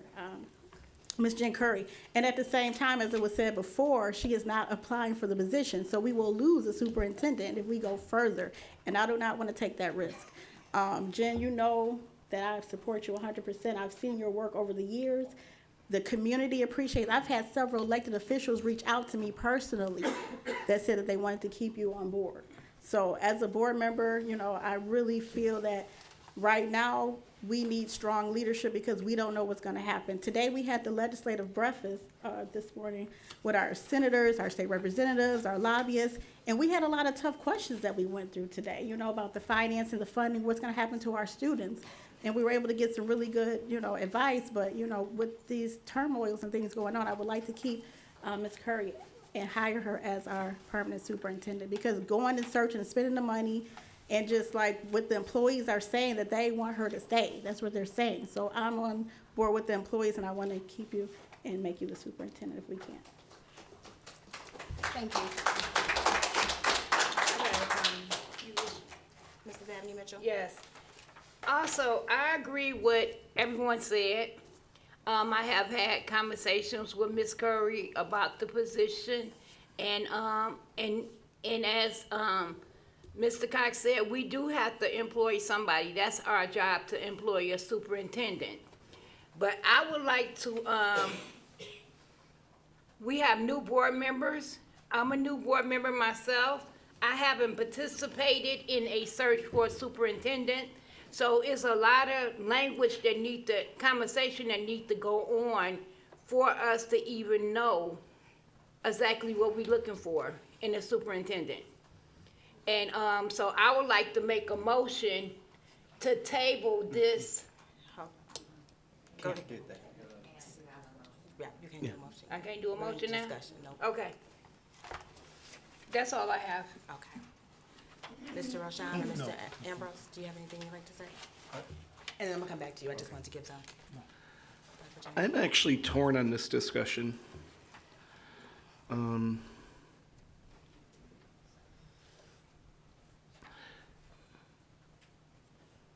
I understand the community's desire to have Ms. Curry continue to serve as our superintendent on a full-time basis instead of an interim. I take a look at a lot of the work that she's done, Absolutely. and it has helped this district move forward. But on the flip side, I don't know if we're doing our community a service by offering her a job without interviewing a few candidates to have that comparison. I look, and I'll just go from my own example at work. I work in product development at a manufacturing plant. We have a manager that we report to as engineers. This manager served as our supervisor for 3 years without getting a promotion to become a manager. When the slot finally opened for us to have a manager over all of us, he still had to go through an interview process with 4 other managers / supervisors who applied for the job. It just wasn't given to him. And so I've always had this belief that we just don't give a job to someone who's doing a great job, which you are, but we we owe it to our district, to our voters, to make sure we have the right candidate. And the only way we can do that, in my opinion, is by interviewing one or two others. I would certainly hope that Ms. Curry wouldn't take herself out of the consideration. But I think we owe our voters and the people of this district a search to find what we need. And we don't have to do the search right now. We can take our time. We still don't know what we're looking for. Thank you. Mr. Cox? Ms., through the chair, Dr. Weaver. Dr. Weaver, if you amend your motion to include that the board would undertake a superintendent search, with the idea that that search would be conducted so that it would be culminated in 24 months. In other words, let's take advantage of this once-in-a-career opportunity to have competent leadership while we look for our long-term person. That's what I'm at. If you can't amend the motion, I understand, but I have to vote no. I would be willing to amend the motion to this extent, that we vote for Ms. Curry to become our superintendent and give her a 2-year contract. So I'm not going to. You're not going to add on that we will Then we can go into an extended superintendent search, but that certainly would not interfere with the next 2 years. That she has a contract, we're not going to be hiring a superintendent until the end of that contract. So you are now amending your motion? I am trying my best to incorporate. Just so there's an understanding that the board recognizes its responsibility to find a superintendent long-term, and we're going to use the next 2 years to prepare the board for that, and also to determine, we've done it so many different ways. We've asked MASB to help us. We've gone to outside consultants. We don't even know if those 2 ways of doing it are the right way. We have to investigate this, and we'd ask for the president's leadership on this. But take advantage of this time that we're being granted to actually do a search, and not to be sitting at the end of 2 years, now what are we going to do? Okay, so if I could claim the attention of the chair. So my amendment would include that this board vote tonight in a straight up or down vote to hire Ms. Jennifer Curry as our next superintendent for the next 2 years while the board continues a process toward our next superintendent. Can I ask a question? That's up to her. So I just want to make sure everyone understands the motion before we go into discussion. Does everyone understand the motion? Yes. Okay. Quick question while we're going through this process. Did she amend? Oh. Did she support the amendment? I don't know. Ms. Hines made the initial support. No, I just had a question. Yeah, she just had a question. No one has supported the amendment yet. Go ahead. Oh, my question? Okay, so my question is, during this process, what if we lose our superintendent to another district? That's what I'm concerned about. Jen is amazing. Wayne Wesleyan has had a lot of negative press, and again, there's a shortage of superintendents, and on average, they stay 2 years. So if she's been here over 20 years and have earned it in the community, and the teachers are saying this is what we want, I'm not understanding what the problem is. There is no legal thing saying we have to do a search, because I went through MSAB and asked the questions. Just, let her, take the position. She's been doing a good job. She's earned it. And what I'm afraid of is why we're going back and forth, and she just leaves and we have nobody, and we're forced to do a superintendent search. So then I'll support the amended motion. So we have an amended motion. We have support. Any other discussion regarding the amended motion? Okay. Mrs. Hines, you may call roll.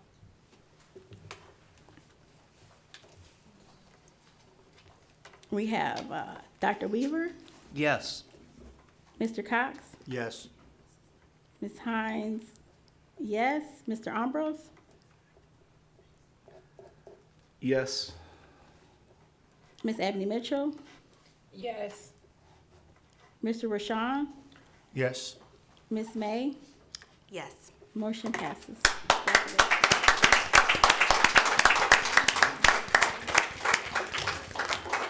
Oh, by the way, do you want the job? That was That's a good question. Yes, I do have some questions, but we'll ask later. Thank you. Well, we want to work that out with you. Next, we are at item 308.25, citizens' comments, non-agenda items.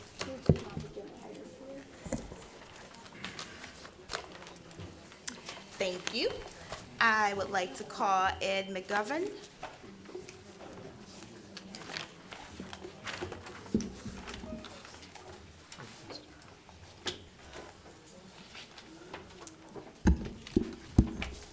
Good evening, members of the community, School Board, President May, and Superintendent Curry.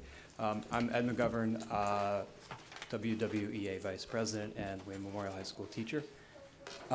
Couple things. I don't want to spend too long recapping everything that the Wayne Memorial High School administration talked about this evening, but lots of wonderful things. And I wanted to thank all of you who I've seen at events over the last few weeks or since the last meeting. So, gentlemen on this side, I know you were all at basketball games supporting the players and the band. And one of the things that was forgotten that I wanted to thank you for also is we recently had a college fair. So while the sports are wonderful, I also want to say that there's great academic things going on, and so thank you to coming to that and supporting it.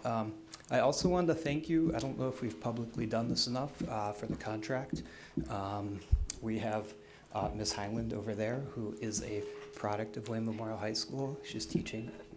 She joined us from Garden City just this year, and so she's going to be one of the recipients of that Grow Your Own sort of part of the language. And so I think that's fantastic.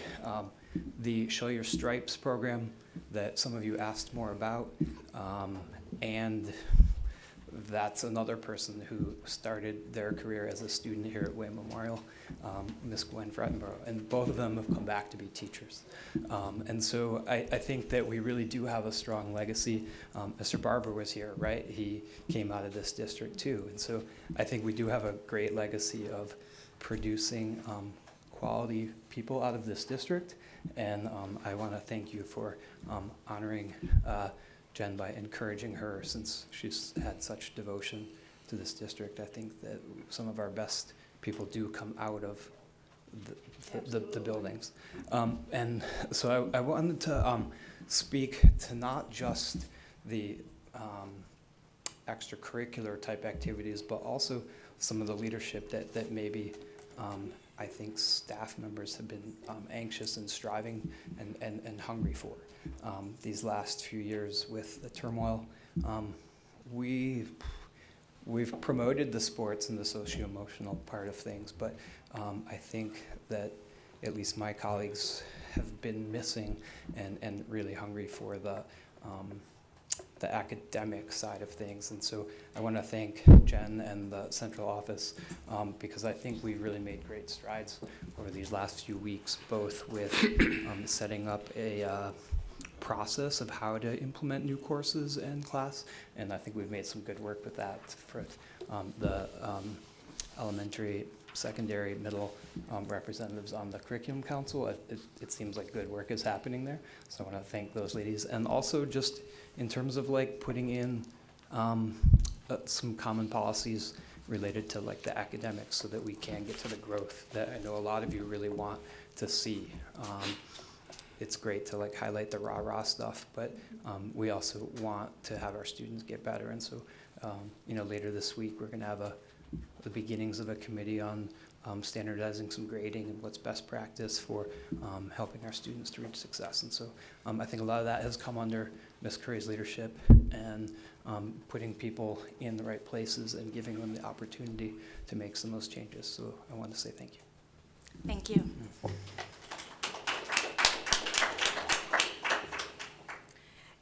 Eleanor Truchow?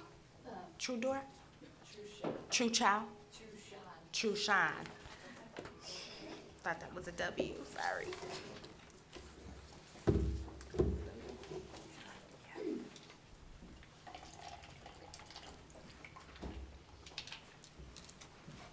It's the baby. My name is Eleanor Shushan.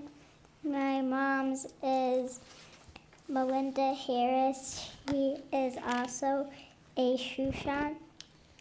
I am here because so I could support my mom.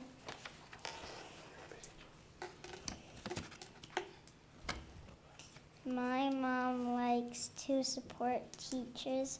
My mom loves kids. My mom is a hard worker. Thank you for helping my mom.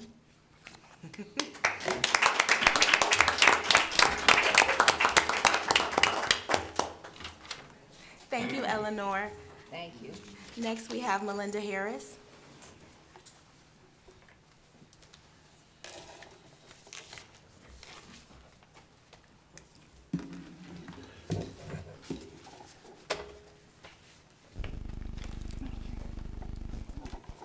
So I'm going to talk fast because that's the way this works. So, hi, I'm Melinda. Wanted to start my comments with compliments. First, I would like to give Miss Kimberly May praise and Miss Jennifer Curry for advocating for me and helping open the lines of communication with the school. I also want to thank the rest of the board for giving volunteers credit last week. As far as the school, I want to thank Miss Babiak, principal, for your hard work running the school and also rewarding the kids today with extra pizza and delivering it to them personally. Let's also give Miss Devine, my daughter's kindergarten teacher, a round of applause for having some parents help out in the classroom recently. Teachers like this open the path for a more cooperative environment, offer hope for our district to include parents more. I would also like to commend Miss Patterson, my son's teacher, for having a parent help in her class. Good job, teachers. Keep your mind open. It was also mentioned to me that some parents will get chattery with teacher when volunteering in class. This is easily fixed by teacher going over rules and etiquette before volunteering in an email. I will not change my view. Kids love parent volunteers. I want to give Mr. Furka some credit. I didn't get time last week, previous assistant principal at my school. I hope you hear this. You did an outstanding job helping me obtain unique and fulfilling volunteer opportunities last year, and also turning the junk food cart into a healthier food cart. I hope you will do this for parents at your new school. Last time I forgot to mention that my daughter Eleanor, 5 at the time, won the cookie fundraiser at Wildwood in an amount of $2,000, in which I believe the school obtained $1,000 in profit, if I'm correct.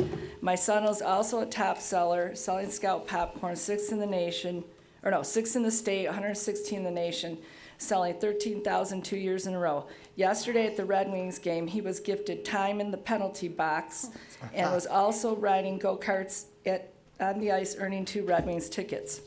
So, to close this out, I need to mention that it was portrayed that my volunteer status would be reinstated, and I was told by a district administrator that my iChat will only be expedited when and if the time comes for volunteering. I have been told that the principal, when the opportunities arise, she will let me know towards the end of the year. I asked the district administrator if we could forward my iChat today and even offered to call the school myself. She again told me it will only be expedited at the end of the year if volunteering is needed. Why can't my iChat be put in today? Common knowledge, any parent submits their iChat anytime, and the school advertises through Dojo. People in administration are supposed to help parents, not hinder us. Anywhere unaware of my situation tells me I'm being put off. And parents out there that are struggling, don't give up to stay in your district, because that's what I did. Thank you. Thank you.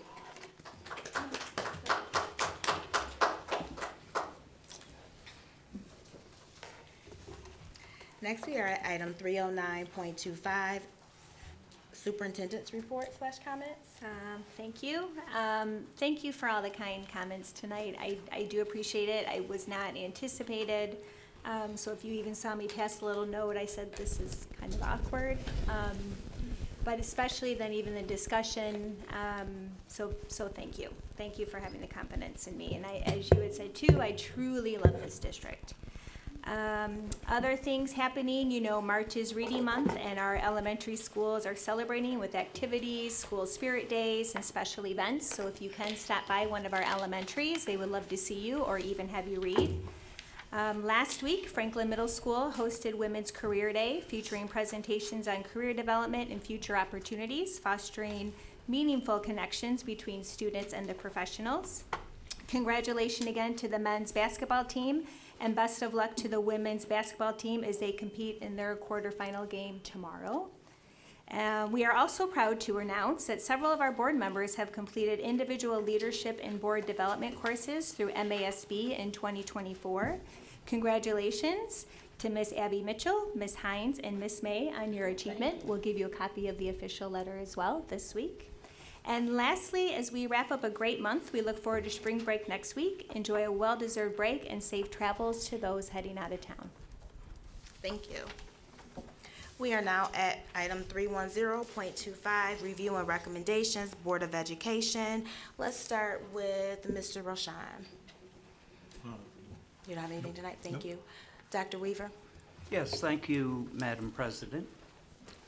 And I want to say that I do appreciate your presidency. I have been thinking about this for a long time.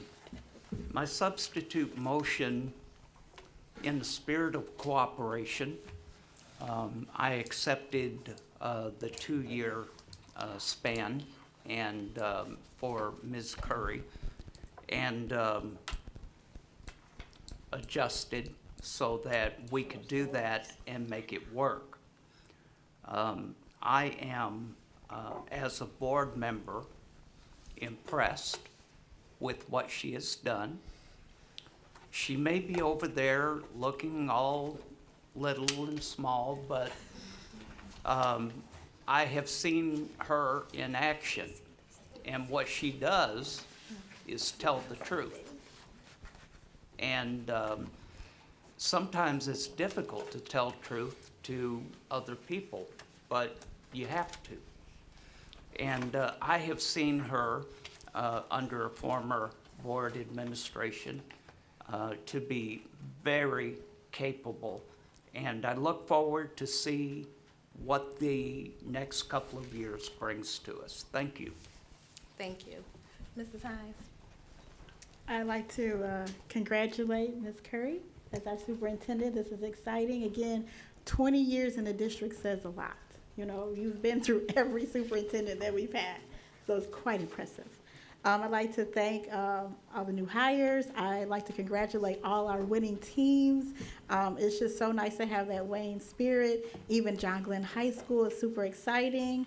I have a couple of events that I would like to let people know in the community that's totally free. The Wayne Chamber of Commerce has started a partnership with the state of Michigan with the Small Business Development Center. And we have kids that's like in DECA that want to start businesses. So we're actually having a free business class. Anybody in the community is free to come at the Wayne Library. It's going to be Thursday, March the 20th from 5:30 to 7:30 p.m. at the Wayne Library.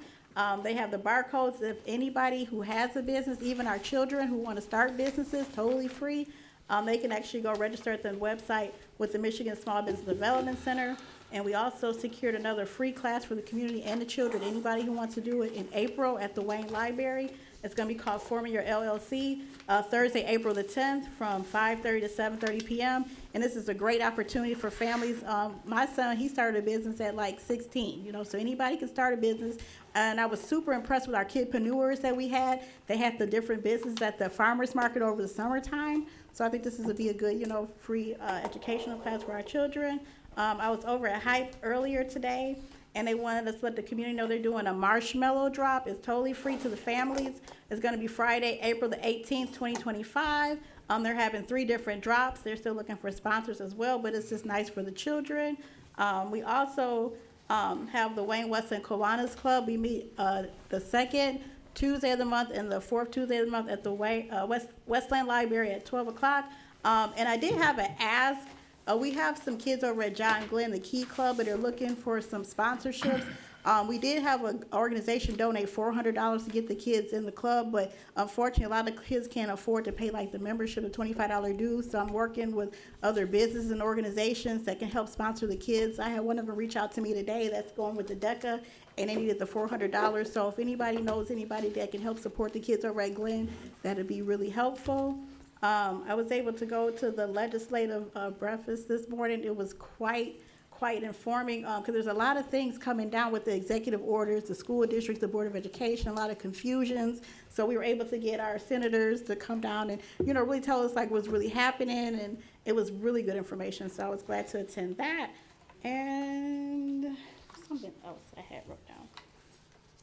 March 25th. Oh, yep. So again, just being a part of the Wayne Westland community, and I really appreciate everyone's stance and, our opinion on what we want to do in the future to move forward.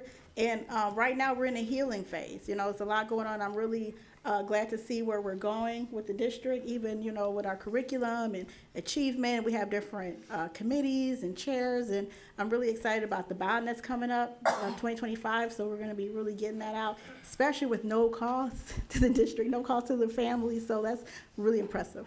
And I yield. Thank you. Mr. Cox? Thank you, and I'd like to echo what Dr. Weaver said. I also appreciate your leadership, President May. Like one of the things that you asked me, Dr. Weaver, you mentioned, through the chair to Dr. Weaver, you mentioned that when we were talking previously in closed session, Ms. Curry was receiving some accolades. Well, we weren't supposed to be talking about such things in closed session. They need to be spoken about here. And even though it was uncomfortable for you to be here tonight in the middle of this, I appreciate that you understand that we have to talk about it here so that everybody can hear what we're saying. One of the things that you asked me to do, Ms. May, is to take an active role in seeing if we can find a solution to the problem in transportation. Ms. Curry invited me to attend a meeting with staff and also the transportation director. We spoke for probably an hour and a half. It was tremendously informative. And when you're on the Board of Education, you're like a child in a high chair. If you want something, you just have to scream and cry until you get it. You really don't have any authority to make it happen. You can ask for it to happen. You can put pressure on people to make it happen.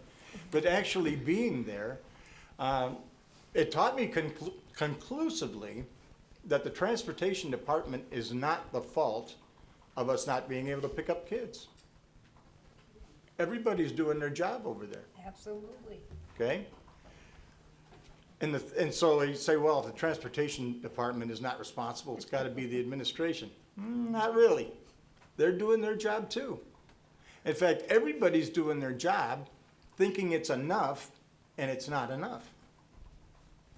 And it was made very clear to me that all is really required is for the Board of Education to give a little bit more in the way of resources to make sure that we don't end up with these problems.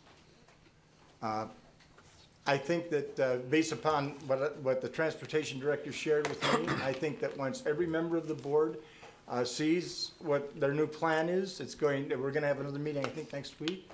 I think we can fix this problem, frankly. And I appreciate having the meeting and appreciate your direction. And that's all I have tonight. Thank you. Thank you. Mr. Ambrose? I want to, the past 2 weeks have been quite busy in my household on the musical side. It started 2 weekends ago with our Band and Orchestra Festival, which was hosted at Wayne Memorial. Friday, I had the opportunity to watch some of our middle school students and also the students at Wayne Memorial compete. And see the excitement on their face. In the cafeteria, we had Mr. Meddy set up some smart boards in which their scores were posted. And they hear the kids cheer as they got their ones. The orchestra kids all had their backs turned. And when the scores were finally put up, they turned around and they cheered. The Wayne Memorial Band kids were facing the board, and there were 5 boxes. And as each one went in, they cheered. Another high school got tired of waiting for their score. They followed Wayne. And what did they do? They crossed out Wayne Memorial on the smart board, wrote in their school, and then took a picture in front of that board. Wow. Thursday night was a fabulous concert watching all of our middle school kids and our high school kids. John Glenn and Wayne Memorial, their band and orchestras got together each for a combined musical number. The first time they practiced together was that day. We top it off with our athletic program, going to have the opportunity to sit next to Mr. Roshan on Friday, watching Wayne Memorial play. Unfortunately, Saturday, I had another commitment. Trust me, I wish I would have been up in East Lansing. No offense, Miss May, for your... None taken. I wanted to be there also. But we celebrate the successes of our students. I don't think you're going to find a bigger cheering section outside of the parents and the teachers and the administrators than the people up here. I know next month, before our next board meeting, we have some students going on to compete again, this time for Career Tech. It's going to happen Friday the 11th and Saturday the 12th up in Grand Rapids. And I wish those kids luck too as they represent our Career Technical Center and going up against some of the best kids in the state. And that's all I have. Thank you. Mrs. Abney Mitchell. Yes. First and foremost, I'd like to congratulate Jen. We have had several conversations around this and what it looked like. So, I appreciate you, and I know that you are doing a great job, and I wish you much success and, a great working partnership. And speaking with Mr. Ambrose said about our kids competing, we got kids right here that's going to, and I just read it, and I was like, wow, it's a field trip. And they going to the Orange County Convention Center in Orlando, Florida. 3 kids going, and I believe it's for wrestling. I may be wrong. Nope. I can't see the small right. But we have so much success with our children in the district. And like the principal said, homegrown. Even though I'm from the city of Inkster, the district that my community is Wayne Westland, so I consider myself homegrown. And I went to Detroit schools, but that's a different story. But all of my grandchildren, all 11 of them, went through the Wayne Westland School District, so homegrown. And I just appreciate everybody. I appreciate the union. I appreciate the students, our educators, our professionals, our community, our parents. I was at the spelling bee when a young man won back in February. And he was competing. One of the kids on the panel, kids that was competing was one of my church. A young lady to go to church with me. Her family do everything in the church, Taylor. And when she sat down, I was like, oh no, we ain't gonna win, but we won. And that's the good feeling that we get when we support our kids, when we go to events. Me and Andrew has been at many musical flag and band events together, even before he was on the board, even before I was on the board, before we even recognized each other. And it just the students bring us so much joy.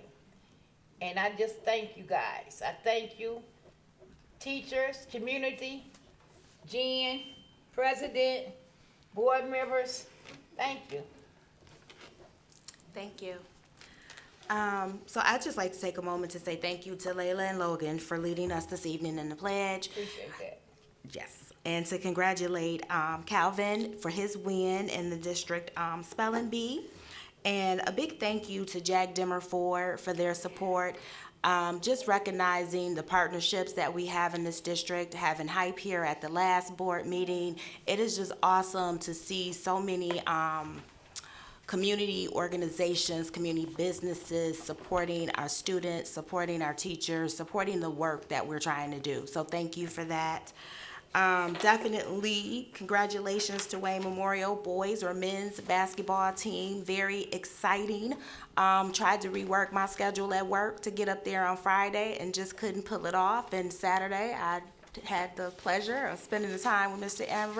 Ambrose, so that meant I couldn't get to Breslin Center, but I had people in place texting me, sending me pictures and videos, so I was definitely there in spirit.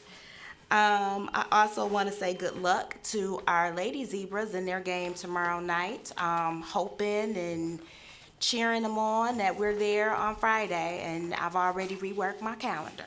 So, and then next I want to just acknowledge Jen in her new role, permanent role for next 2 years, I guess. Congratulations. But with that, I also just want to highlight the community engagement events that she and her staff have put on. There have been 5, if I'm not mistaken, and they have been slowly increasing in attendance, right? So it's kind of like that as the word is getting out, more people are coming out. The conversations that we have been able to participate in has been absolutely wonderful. It's just been nice to be able to sit at a table, break bread, and just hear from our parents and our students. So understanding that students are present and they're talking and they're sharing their experiences and what they're looking for in this district. And so thank you for leading that work. I know there's been some conversations around doing some things a little differently, but it's always that piece of like, you have to go out, you have to try it, you have to do it, and then from there you look and say, okay, what are some things that we can do differently, right? So I just appreciate the effort being put forth because it was very nicely done. Love the fact that it was throughout the communities, right? So recognizing that we are Wayne Westland serving 6 different cities and acknowledging that and making sure that everyone had access, right? So I appreciate that. I do appreciate the discussion that took place at the table today around superintendent. I think it's very important for us to have those discussions. I want to just lift a point or make something clear that one of the things that we talked about as a board over the last 2 years was being transparent, making sure that things that we did took place at this table and not behind closed doors. So that is why the item was on the agenda, so that we could have the discussion at this table. That discussion should not take place behind closed doors. It should take place at this table. We should be allowed to share our varying perspectives. We should be able to share our thoughts and have the opportunity to process and respect each other's thoughts. So I just wanted to lift that so that people understood why that discussion took place at this table and not behind closed doors, and why it was on the agenda. It was all in the commitment that we made to the public that we would be a more transparent board. And so with that, that concludes my comments. We have another agenda item, 311. Yes, I'm sorry. He said no. Okay, sorry, unless you changed your mind. Okay. We are now at 311.25, follow-up to Board of Ed questions. Do we have any follow-ups? Nope, not at this time. All right. Now we're at 312.25, adjournment. Do I have a motion? So moved.